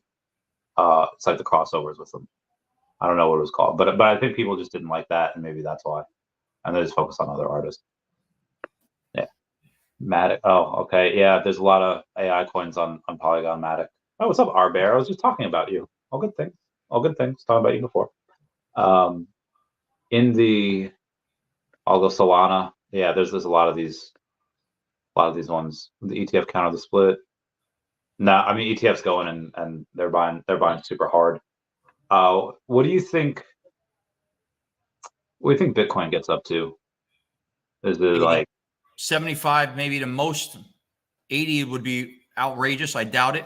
I mean, like the peak of the bull run, not like in the next month or so, like the peak of the bull run. Like 12, 16 month post halving? Yeah. I'd be wrong. If I tell you 100, I'd be wrong. Yeah. I mean, obviously it's no exact science. It could be anywhere from 100 to like 400K or beyond, whatever. And it won't matter. Any of those numbers won't make a difference. Yeah. Because there'll still be millionaires and billionaires still buying, and nothing will change. The narrative will be the same. That's why it don't matter. That's true. It doesn't make a difference. The narrative, you know what I mean? The only difference is that you just get less for what you buy. Yeah. The narrative's still there. Everything's the same. It doesn't change the storyline. It's still store value. You'll still see Michael Saylor coming on saying it's analogous to real estate and you're running out of room. And yeah, it's not going to change. Yeah. That doesn't change. From day one, it didn't change. It ain't going to matter 10, 20, 40 years from now. It's the same thing. He'll be buying forever. And oh my God, he's got, how much Bitcoin does he have? He has so many. 130. Oh my God. So when we go and we talk about stuff on Veve, what do you want? Oh, hey, there's the Cody. Hello, senor. How's it going? Up? Cody, Mr. Pags. Hey, what's going on, Cody? How you doing? What's up, Mr. Pags? Are you getting out of Veve? Is that what I saw? A little bit. You're selling off most of your stuff. I've sold off the majority. Are you putting that money into anything exciting? Or are you not telling anyone? No comment. He's No got comment. a. No comment, and no OMI. Okay. Unfortunately, you know, from obviously, from the bad experience with BitForex right now, I just don't trust anything at the moment. I mean, this is what I trust. That's it. That's all I trust now. What is that? The Bitcoin? No, that's the ledger, the Nano X. Okay, right on. That's it. That's the only thing I trust. That's all I've ever trusted. But to be honest with you, I never did anything with like OMI. I've always kept it at least where it could be a little more easier accessible and a little more liquid. And I don't know. Randy, I didn't know we could keep the whole nut on Veve. Wouldn't that be safe? Yeah, I mean, I think mine's safe on there. I have I don't know, like 20 million, give or take, on Veve. It's fine. It's a closed ecosystem unless someone happens to get your like login somehow. But again, it's a closed ecosystem, so they could track it wherever. If someone would do that and they decide to, hey, I'm going to transfer it, like again, they'll track that. Cody, do you do it on like trust wallets? Do you ledgers? Do you do Veve app? Where's the Man, I'm not doing anything, but I just have some Veve collectibles on the app. That's all I got, and I've just been waiting for the return, man. Been waiting for the return of Veve, you know. low but Like the return of Jesus that people have been waiting for? Yeah, we'll see. I mean, people are still making YouTube videos, so you got to think that there's still a fan base. So hopefully it'll catch on, but we'll see. I mean, so Cody, I'll tell I you don't this. expect it to, but if it does, it'll be cool, you know. Oh, it'll be great. So when the clock's back to January, and a lot of my messages and people were asking me, hey, where do you think this goes? Should I buy now or should I wait? You know, when do you think the bottom is? And then as of like mid-February, everyone's asking, hey, what do I buy? It was never, how do I time this so I can time the bottom? The bottom has been in, and now they're just people are kind of FOMO. It's like, all right, what do I get? What's the best thing to go and buy on here? So that and it's not like anybody. They're like bigger whales too. So it's coming, slow but steady. Yep, I've just got the Secret Rare Spider-Man, some Black Panthers, some Supermans, and what are those prices looking at? Are they pretty low? Superman's a couple hundred. Damn, man, that's crazy. Yeah, he was up to like how many thousands? Like 8,000? Yeah, probably around there. All right, and let's see the. I know you have the Spider-Man. He's at Secret Rare. Let's take a look. There's a bunch of these guys now. Where's he at? There's only 5.4. It is 54 from standoff chart. It is 5,400 that you can get it for. Dang, what are the Waltz at right now? 2,500. Yeah, I was gonna say 24, 25. Interesting. Yeah, and there was this one dude. Me and Pags were going over it before. He sold 5 partner statues so he could get. He's got like 21 Black Panther Marvel Mighties that just came out. There's only 210 of them, so he went really hard on it. And now the price of a partner statue is 24. Oh god, it's not loading here. Yeah, $24.99, so $25. Yeah, it's so hard to trade in and out when the tax is like 8%. You gotta be really good if you're doing that. So it gets better, Cody. It's not only that, but if you get the payout, you're another 10% on top. So it's like a 20%. I know, dude. It's crazy. It's like it's actually even more than that if you want to get really technical, because when you come in to buy the gems to begin with, you get whacked. Well, that's only if you buy. And then you got to pay taxes. If you come out on top, you got to pay taxes on the profit. I mean, if that's the gems, you're only get whacked slaughtered like 4 times. I'm telling you, bro. It's the days of trying to flip and do all that shit. I mean, this is what it is. You get a Captain America #1 comic, right? Yeah. You get this. It's a sick, crazy fucking 10K edition, like the Amazing Fantasy 15, right? You come in, you buy it for 20, whatever. It doesn't matter. It's worth it. You get a secret rare. You're making it, right? You're gonna make crazy profit. Yeah, thousands. But that's the only scenario. You got to get lucky with a crazy grail, super grail drop, and you got to get crazy lucky to be the one. And you got to realize there's going to be MCP point fucking priority that's going to be in play. So you may not even get a chance to even get involved. Man, so you just got fed up with all the nonsense. I mean, that's why you're selling all your stuff off, pretty much. I mean, that's not really a great avenue of description, to be honest with you, because I really didn't get fed up. I just that I had gotten ultimately this whole Veve story has gone through stages, and Randy as you know an ambassador to this community has basically just trend in every stage, because he's got a one-track mind, and it doesn't matter how many times the tree gets shaken, he's holding on regardless. So it doesn't make a difference. But people like myself, and I'm not a trader, I'm an investor. People like myself, I'm very resourceful. And I'm not saying that he's not, and I'm not saying that. What I'm saying is I'm very resourceful. And when I have people around me that are discussing macro and things that are obviously in those particular communities, they may not be looking good. I have to protect my investment. I can't hold this tree while it's getting shaken. I'm not comparing us. I have a family. I have I have bills too, and I have a lot of stuff going on. The last thing I'm doing here is just throwing good money after bad. So if I have an opportunity to get out before the tree gets shaken, I'm going to do that, so I don't fall like a hard apple and break out on the way down. And that's just to minimize my loss. But when I'm being promised, or when there's expectation coming from, those in charge, that there's expectations of Veveverse coming soon, back in 2021, and soon was supposed to be 6 to 8 months. Oh, we knew that wasn't happening. No, it's just a point. And when things it's one thing after another, and promise after promise, you start to get, you lose hope. And I could lose hope, but I ain't going to lose money. And so I came out of the market, and I was fortunate. But then I hadn't done good with some other investments, and I came back in the market.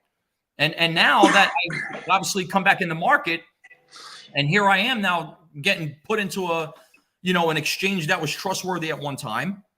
And I mean, they built their premise of BitForex being the trustworthy, all this, you could see all the, and I was good. I bought and sold through it, no problem. And here we are now, fast forward, getting with a little bit of a rug situation that was pulled, and I'm fine, no big deal. I get it. I mean, not 50,000 some people is like their whole life or more than it. To me, it's a loss that I'll take, and I'm okay with it. But that was money I was willing to lose anyway. I didn't expect to lose it though, in a sense of, just hand it out to someone. But I don't have it right now. I don't have access to it. And so you could say I blame myself. I'm not blaming no one else. But if I'm blaming myself, I have the right to make those decisions for myself then. And I'm good. And I obviously, every time that I liquidate items out of Veve, I give other particular people opportunities to get immensely fantastic items for ridiculously cheap prices. And I do it, and I let the market. I put it on auction for cheap, and that's it. I let the market decide who's willing to pay that number. If they are the only, I got one bidder today. I got the Eve, the decon dropped the Eve. 41 was the lowest. 42 I had. I paid like maybe $2 or $3 grand for it back then. Okay, even if you say I got the gems for 60%, whatever, it doesn't matter. Say I paid $1,500 for it. And I bought the statue to match, because it was only people who have the NFT could get the statue. At least you have priority. I got that. I don't even remember what I paid for that. $200-300, whatever it was, maybe more. And someone, I put it on for 420 gems. Someone got it, and now I'm gonna ship them the statue. So you see, I just gave an opportunity to a great collector to get 2 great items. I'm just passing it on. It's not like me leaving. It's not like I'm leaving and everybody's coming with me. I'm leaving, but I'm sharing things with people. It's growing. I'm dedicating those items to people who are going to be more diamond hander than me. And I'm still going to keep a little handful of items. Yep. All right. Now you got a bunch of low mint stuff, right? I mean, for what I have left, that's all I have really held anyway. So everything's basically on a low mint. It's either on super high mint, which I only have about 4 or 5 left of them, or it's the bottom dwellers. You know, it's pretty crazy. The secret rare Spider-Mans have held over 5K, and I guess it's just because there's such a few amount. But do you guys? Is there like a ton of them up for sale, or do you think someone could sweep the floor and then it would maintain, or you think if someone started sweeping that floor, then the other people that own them would like offload them for like 8K? You know, Cody, I want to bring this up because this is a perfect example, and it goes beyond Spider-Man Secret Rare. It goes to just any item that has that kind of demand on the Grail level. Yeah. And why I make this a point is that if you gathered the community enough up that owners and everybody was just say everybody, and this has been done before, but everybody puts it for 1 million, it locks the item up. It locks it. It makes it illiquid. And I'm not saying to do this. I'm making a point is the market is dictated by supply and demand, right? But there's guys like Dr. Profit who own like 80 Spider-Man Secret Rares by himself. So and they're never going anywhere. He ain't getting rid of them. Maybe in like 10 years. Yeah, they're like locked up. So why I make that point is, yeah, you're right. Yeah, going along the way, you're just going to have people it found its equilibrium at 54 or 45 or 4 or 5. That's where it's good. You know what that is? That's the affordability of the demand meeting either a break even or a profit for someone that wants to get out, or maybe they need the money. And I'm telling you, as times get harder and harder financially, as markets get harder and things get more expensive and inflation keeps going up, you're going to see a lot of assets, specifically in Veve, the floors are going to come down. And it's only going to be that reason because people need money. You know, the secret rare, Miles Morales secret rare at like 9 and 10K, that does not a lot to do with people don't want to sell. It's just that people maybe they have a DCA at that number and they don't want to lose money, or they don't need the money. But there's going to be a point in time where 10,000 is 10,000, and it might mean a lot to somebody, or someone's graduating, they need a car. Get rid of that friggin' NFT thing, okay, and it's gone. And the same thing with Amazing Fantasy of the 15 secret rare. These are just high items with low additions. It's going to get to a point where someone's just going to need the money, and they're going to drop it. And that market's going to continually drop. And that's where the secret rare is for the Spider-Man. Yeah, the secret rare Spider-Man, you could spend, let's say if you get the bottom 8 from 5,400 to 7,900, brings the floor up to 93, you'd spend about $56,000, and it would come back down. It wouldn't stay up at 9,300. I would say it would go back down to, let's say, somewhere in the middle, maybe go from 5,400 to like 65. But it would definitely stay out because, again, there's only so many people that have that. And a lot of the people that have it right now, it's not like you could really do better than Spider-Man. Like, I know there's this one person who apparently I found out that it's a serial flipper, it's Low Mint Mick. He's the one that sold the 5, now 6 partner statues and buying those secret rare Black Panthers. But you have these people that are not going to sell that because they're not going to sell. It's like that scene from Angels in the Outfield where Roger is asking what's his name? It's like, oh, you have to sub out this guy for this guy. It's like, I'm not going to sub out my best hitter for my worst hitter, the utility infielder. They're not going to sub out Spider-Man for something that's really low. They'd sub it out for maybe a Grail comic, or maybe they'd sub it out for something like that's like a secret rare Miles Morales, to close that gap. There's only 250 of him, really 160. Yeah, so I'm going to be honest, Cody, and Randy's 100% correct, but like overall speaking, there's not enough liquidity in Veve in those big chunks to do any kind of large sweeping like that from that kind of level. It isn't, because if that was the case, it would have happened already, bro. It would have happened. You wouldn't be able to sell them if you stacked them. Like Dr. Profit with all those, he'll never be able to sell all 80 of them. Oh yeah, he will easily. It's in the bull market. It's not going to be right now, but it's in the bull market. It's going to go nuts. Yeah, so you just gotta wait. Yeah. I mean, in respect to like Randy, obviously there was a point in time, Cody, and I don't know if you were in the game, there was a point in time where both me and Randy were, I had like $780,000 worth of OMI, over $1 million. Yeah, and we had kind of like that was kind of like FU money in a kind of OMI, I would consider it like a penny stock coin at that time because it was very illiquid. It was really it was very liquid. It's not really that much really happening. We just were fortunate. But why I make that a point is you get to the point where that can happen again. And a lot of people are holding like 20 and 30 and 40 million, 15 million, all these coins, 60, some people in the 100 million range or more. You know what happens? A lot more people start coming into OMI. Those guys that are sitting there can dump a little percent of what they're going to have. They're going to have a shitload of capital. And you know what they're going to do? It'll flow back into Veve. It will flow back into Veve. Well, they won't need to sell it. Those particular grails are going to get eaten back up again, but they just go into a vault. They're not for flipping. So, you know what I'm saying? It's just a matter of, you know what I'm saying? They're also not going to sell it either because now you in Q2, you're getting OMI to NFT. So you'll be able to use your OMI just to buy the NFTs directly. So there's going to be a lot of cross trading of people that, hey, I literally know someone with like 5 billion OMI. They're like, I've been waiting for this for years. And he's going to go sweep a bunch of floors and he's going to go get everything from everyone. And unfortunately, and I feel like this is going to happen with some of the gold and silver logo peeps. They're going to go and, they got this either for free or they got it for a couple grand, whatever you have.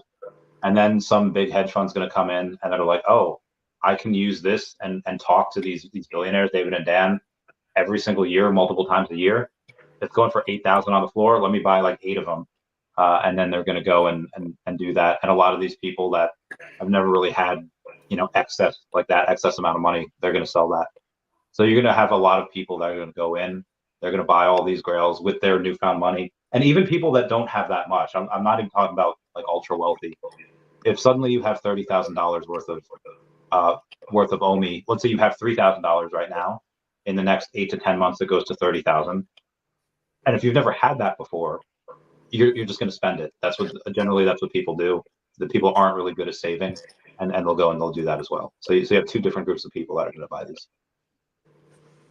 So the utility of the Veve NFTs, the logo, is you get to meet with the creators of Veve once a year. If I'm a billionaire, I don't have to have anything. I can go and make a phone call, and I'll be on the first plane out to New Zealand, and I'll actually fly Dan up there, and we'll all meet together. And I won't have a Veve card.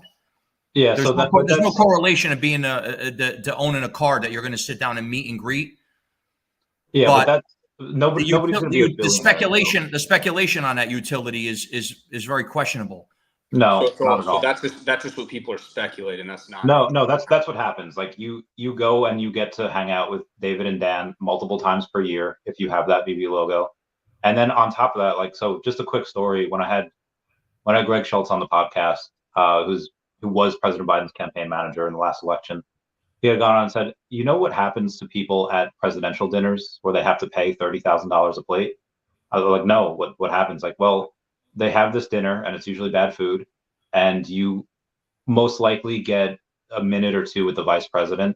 If you're lucky, you get a 30-second convo with the president, and that's it. So people are paying $30,000 for these dinners, and they most of the time do not get a word with the president. You have other people in types of clubs. Oh, Nicki Minaj is sitting there. Let me go and get the table right next to her. I'll pay 50 grand for it right now, just at the chance to sit next to her. If you have, again, you don't have to be billionaires. There are going to be a bunch of these people that have $1 million or anywhere between 100 and $1 million, and they're going to go and they're going to pay $20,000-$30,000 for this card because they could pitch their ideas now to this person or these people that have this multi-billion-dollar company. Or they're just going to be one of those finance bros and that are going to lie and they're going to use it for Instagram points. Be like, I'm actually friends with David and Dan Yu. Why else do we see pictures of us together multiple times per year? There are people like that. And again, with someone like me that didn't have $1 billion or millions of dollars, I spent $80,000 on one Pokemon card. And that's when I had maybe a couple $100 grand. So if you think that these people aren't going to spend this amount of money for not only for David and Dan, but just for the network that is the Gold and Silver Logo Group. You own 2? You own 2 of them? I own 2, yeah. So if I jump on right now in my car and I come out there and I give you $5,000, 50 $100 bills no. for that other. No. you could. What's your number, Randy? Well, it's right. My number is not what the market is at right now. You could go on the market and buy one for like 5,400, whatever. I won't sell mine unless you go and you give me like, and obviously the rule can't be, okay, you can't just take this money and then buy one at the floor. It would have to be, I would have to use it for something else. It'd probably be OMI. So if you want to go and say like, hey, I'll sell it to me at the floor and then I'll also give you like 5 million OMI, sure. I would do that. But at that point, you should just get one on the floor. Right. Then you can just or get just wait for OMI to NFT and just do it. Yeah, something like that. So, Randy, how many silver and how many gold are there? Well, the gold and silver, there's supposed to be 500. Obviously, you have the first 40 that are held by Veve, and then 50 on top of that, just random ones. And then you have people that, when they first gave these out, there wasn't any threshold. It was at San Diego Comic-Con 2022. Give it to this person, give it to that person. It was only after people started treating it like a grail.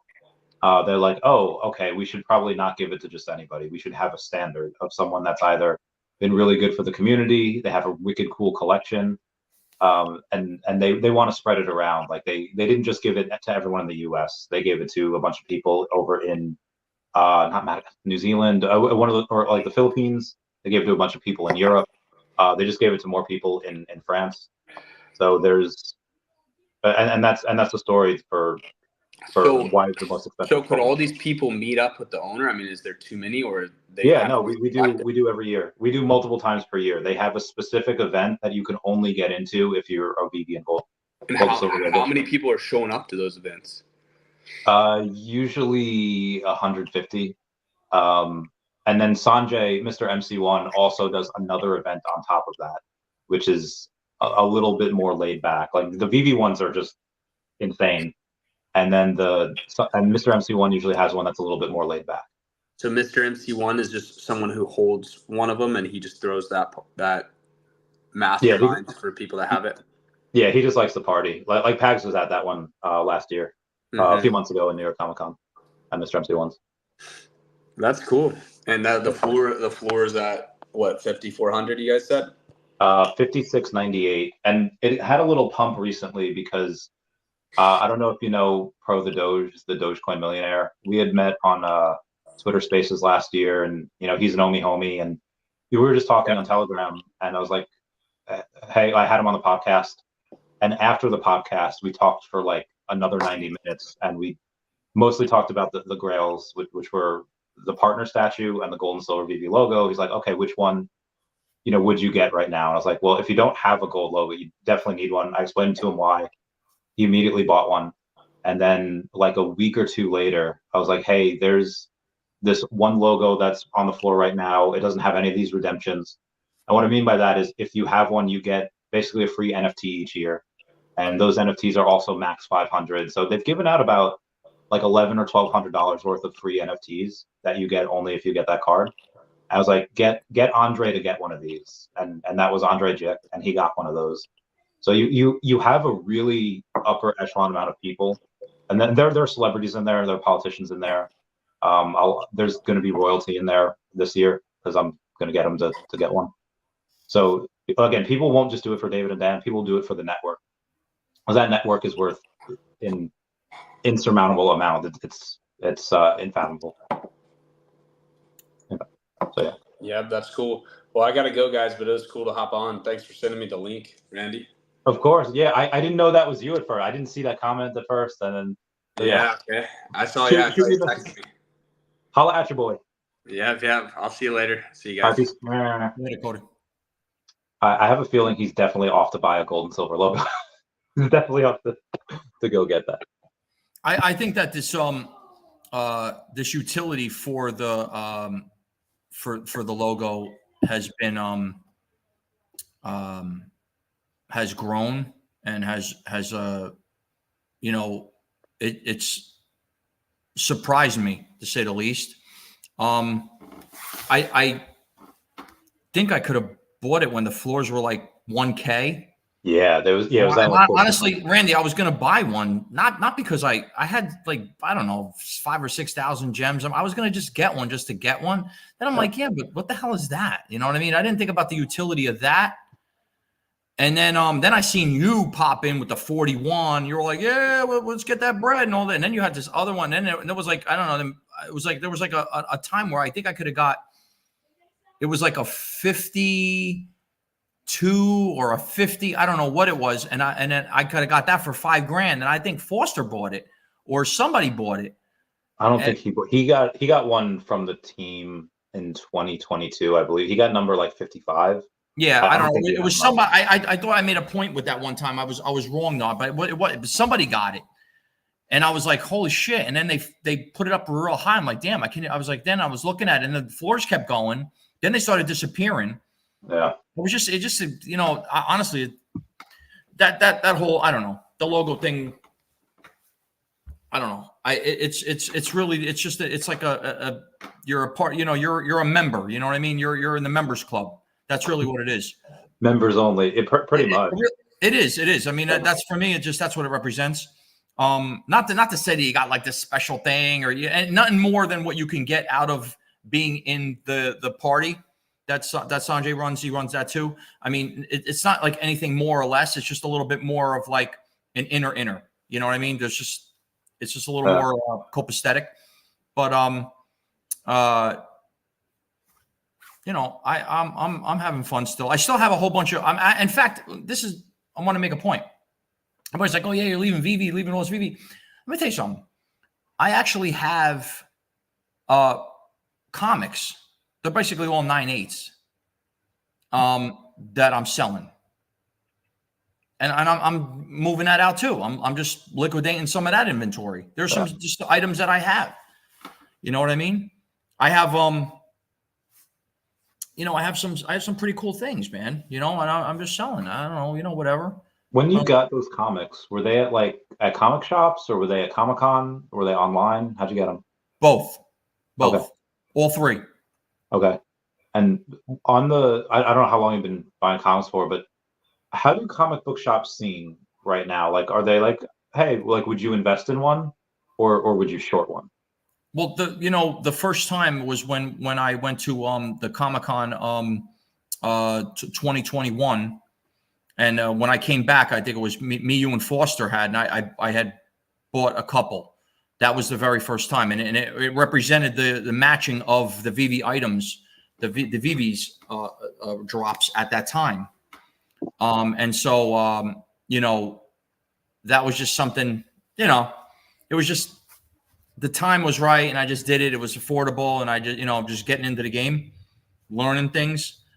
But I didn't have a sense of, you know, caring about demand or, you know, looking at CDC sales and stuff that I learned as we went from sleeping and a comic and some from Sean at Comics and Crypto. So I got kind of, you know, I held a hand a little bit there. I was guided for a little bit. Then I started to get into a little bit bigger transactions, and then I had bought the Ultimate Fallout 4 miles. It was a 9.6, but I got it, and then I resold it. I made some money on it. It wasn't about flipping; it was just a point. But what I'm bullish on? I'm bullish on it's a good question. I think real estate ultimately, from an ownership standpoint, obviously in the blockchain realm, I think you just have to be very particular on what you buy. I don't think you can go wrong with immutable. I don't think you can go wrong with picking out a platform that represents a good community and some real good like tokenomics with respect to AI, but blockchain. And you got to look into it. You got to see where they're at. If you do your research, I think that's where I'm probably the most bullish on. I'm definitely not bullish on fiat, any kind of currency, any money. I'm not really bullish on gold at the moment or silver. I think the markets are manipulated too much, and the paper market and derivatives are keeping that market where they want it to be. So that's that. Bullish in XRP naturally. And ultimately, if you can pick specific real, either very lowest public mint grails and some real good grail secret rares, and you can stack just those and keep your portfolio kind of curtailed to just that. I think that from a Veve standpoint, I'm very bullish on that, because I don't there's very limited room for failure there, at least from risk. And with respect to OMI, I just a matter of, for the people that were not on BitForex, I think you're in a very good position. I think it kind of worked in your favor. I did say this, but 22 billion coins being locked the hell up right now, especially ones that were very liquid from a lot of big whales and a lot of people like myself that had a nice little chunk, is it can actually create a good situation, believe it or not. I know that might sound crazy, but opening up another exchange, the Baguette and everything else, and some of these other things that are going around. I mean, if OMI just went to like Coinbase or Binance or both, it would be fantastic, because then you'd have a little bit more clarity, you'd have more security, you'd have more transparency, and that's bullish, but we don't have that, and that's just not something that's happening right now. Yeah, I mean, there's other reasons to be bullish. It doesn't have to be those, and we'll get those eventually. But I agree on Immutable X. The only thing I don't really like about it right now is the fact that it's got. I mean, it's already done like a 5x from the lows of X amount of months ago and last year, which is still fine. Like, I still think it'll run a lot more. But they also have a couple of token unlocks. Like the market cap's 3.9 billion. The fully diluted valuation is 5.6. Which again, it's not a big deal. That would get eaten up, as those token unlocks come up. But again, at already 5.6 billion, that's not a lot. It'll get bigger. It'll go to tens of billions. But I would just rather kind of stack OMI at that point. Obviously, XRP will do really well. Silver is, I think, lower now than it was in like 2014 or 2013, and then the gold does like maybe 4% per year. The numismatic stuff, I actually do like the stuff that's old and rare, and if you get in a high grade, you can really corner the market on some of those. Those are super scarce, but yeah, there's a ton of reasons to be bullish. Like I said, both of those narratives will hit. You'll have a lot of good reasons, and obviously, at the end of the day, in the next 15, 18 months, we're both going to be rich AF, and it doesn't matter really. We'll go and we'll have our parties, and we'll have I'm not really a boat guy. You can get a boat. I'll timeshare a plane. You want to get the boat? We'll take this guy, you take the city, and then the helipad on the yacht, bro. Yeah, let's go. That's so much fun. I already have ideas and stuff. Like I hope things go the right way, and it's going to be great. I just think that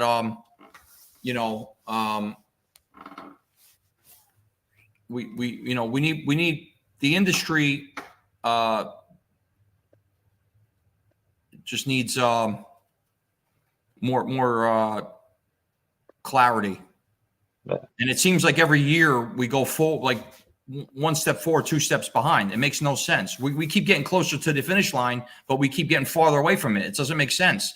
It just, in a weird, analogy, it's like we're supposed to, there was a point when you get lucky if you could get an exchange, get your money on an exchange to buy crypto 6 years ago. It was difficult. And now we're at the point where there's an exchange on every corner. You can, you know what I mean? And you still got rug pulls and shit. You're still getting people losing money and like fucking, things are not clear.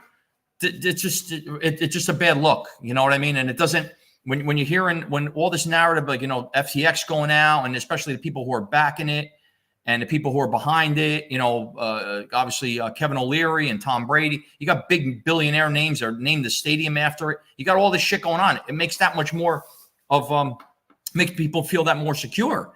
And then when you see people get fucking rug pulled and shit, and it's like a Bernie Madoff move, you're like, well, who the fuck would we trust then? See, it clouds the fucking, the view a lot. And for me, I'm very, risque, but at the same time, I'm not a fool. And, as long as someone's making money, Randy, there'll always be some kind of, notion of, this is what we got in the pipeline. This is what we got going on. This is what's happening. This is the, it's always going to feel great, and it's always going to feel good, and it's always good. But as soon as something pulls bad from it, then everybody's like, well, you only got yourself to blame. You got bamboozled. But that's not right. You know what I mean? You trust people. You trust the community. You trust everybody that's involved. You know what I'm saying? And you just think that everybody's honest. Until you lose your savings and people get fucking shook. You know what I'm saying?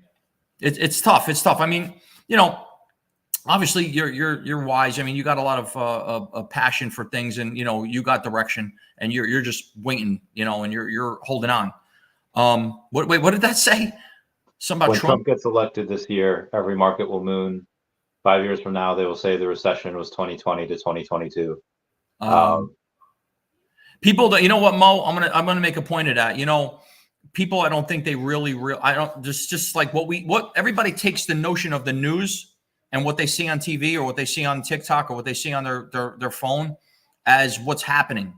What people don't realize is what really moves markets is, it's like, who are the most important people? This is how I'll know if you know what you're talking about. Who are the most important people, Randy? Most important people in the world or America? No. Ready? In a casino. The most important people. Think of it. Just go slow. I would just say the customers, the clients, the bettors. No. Who are they? The dealers. You see, there is no action without the croupier. Okay. And this isn't about electronic forms of those things. This is if there's no dealers, there's no money. And why I make that a point is because if there's nobody the handlers themselves, the handlers are the guys that actually handle the money. And those are important. If the dealers don't show up, if they go on strike, the casino doesn't make money. And why I make that a point is because the industry that I'm in, when you deal with mortgage reps all the time, when you're hearing about, they're the dealers. When they're telling you specific things that are happening or not happening, they're getting it from meetings they're in, and they're in with the core. They're in with the underwriters. And those are the people who make the decision of yes or no you're going to get.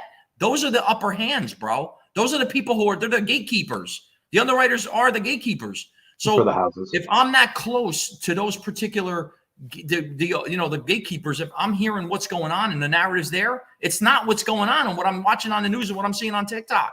It's a totally different thing. And that's why I'm saying people they're misguided when they hear things because they believe that, the market's in this particular status or it's in this state. That's not the case, bro. We are in such ridiculously debt burdened times more than in history. Yeah, bro, we are like multiples of 2008 when it comes to the banking. We're multiples of that. When you say in terms of banking, in terms of the bank's balance sheets and debt, or the people like that are clients of that. See, that's the thing. When you talk about balance sheets, that's a manipulated. That is a loaded question because those are manipulated. All that paperwork's manipulated.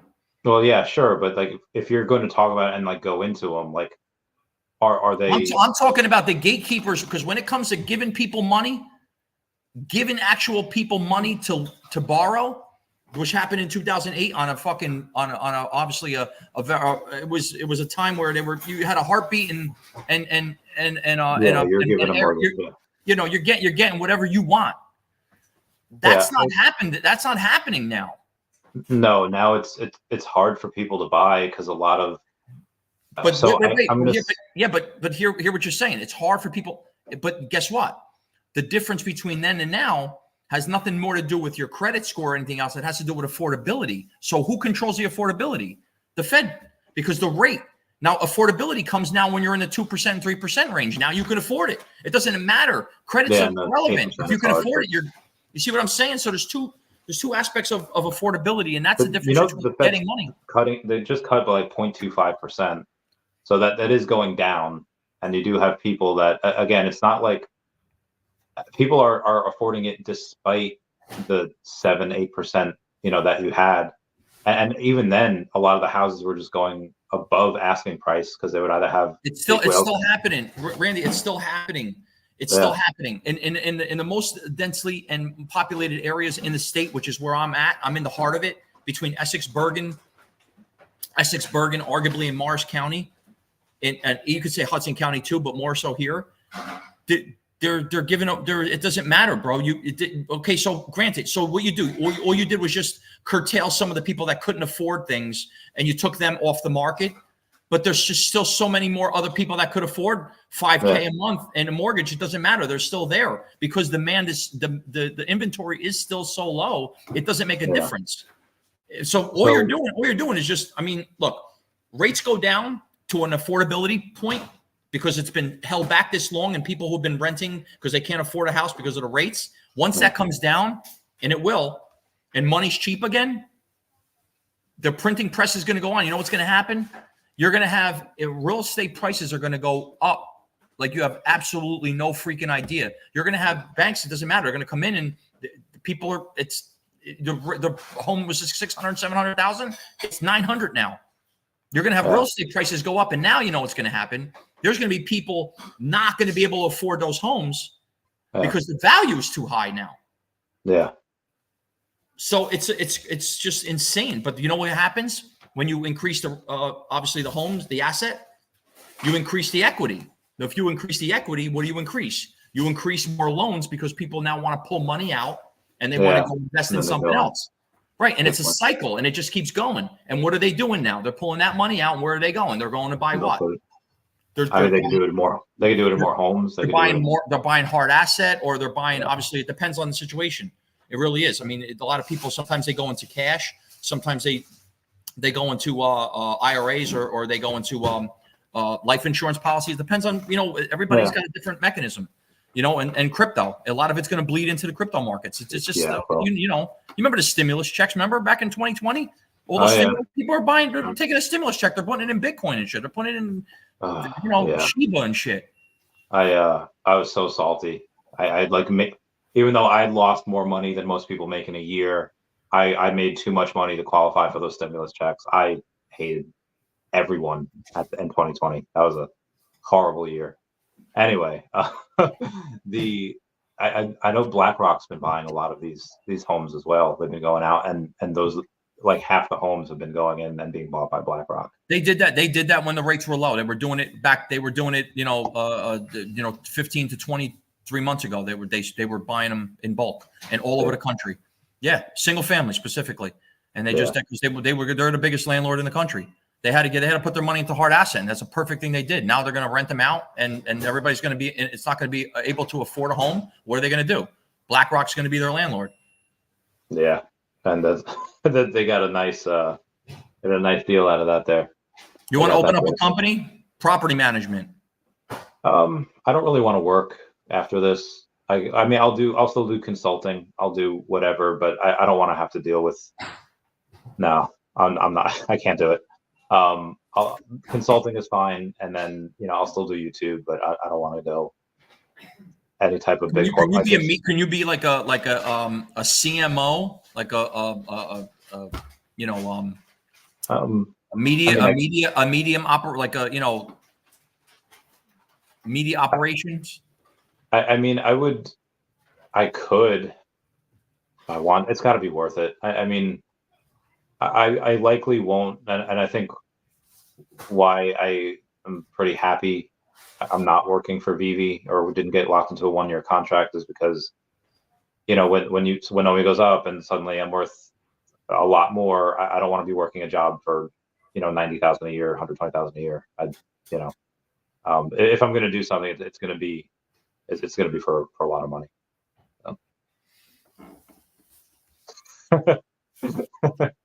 In the 762, I see it. The BJN say, what comics do you have for sale? Which ones he wants to buy? BJN, what's up, buddy? I'll tell you what.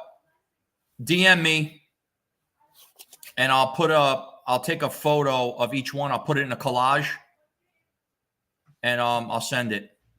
I'll send it to you. Just DM me. Follow me or whatever, and I'll follow you back. Woohoo! Guys, you're so nice following people when you don't have to. How do you deal with all the spam messages you get?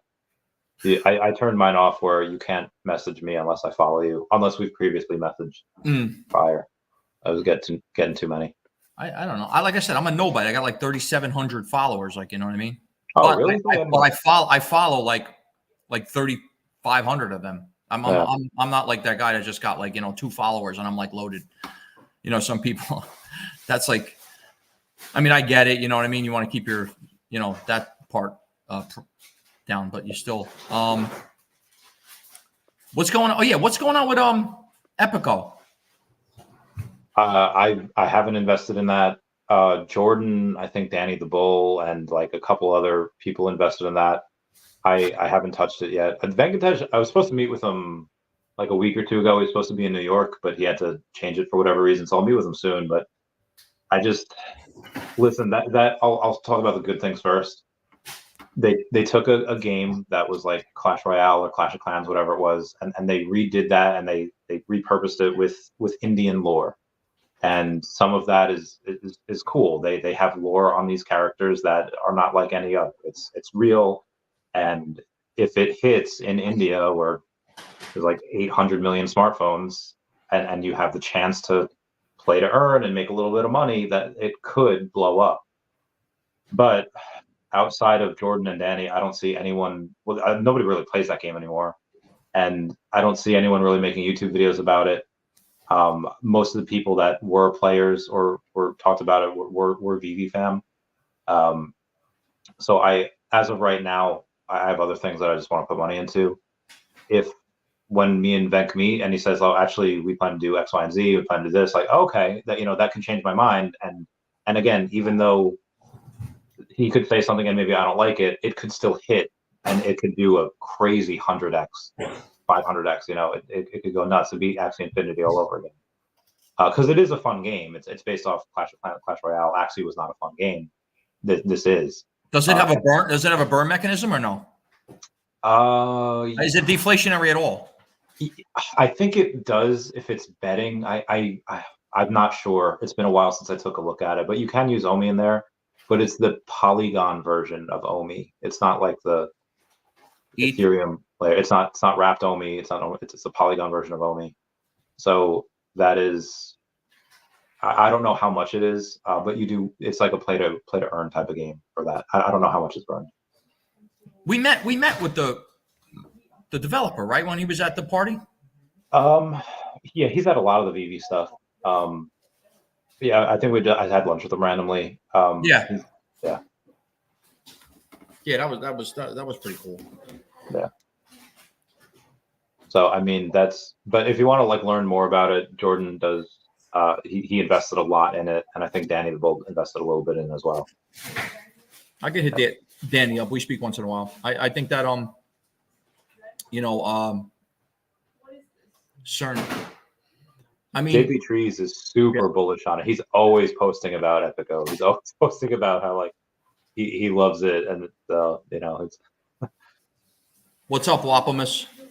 Yo, still holding my 66 diamond. Yeah, I try to get that thing, man. How many times that thing went from like 75 to 15,000 to 13,000 to 62,000 to 120,000, back down to 20,000, back down to 8,000. I seen that 66, man. Back in the day. Yeah. But how many? You got a secret rare? You got a Spider-Man? No. I have outside of the logos and the Luke Skywalkers, I don't really have much of value.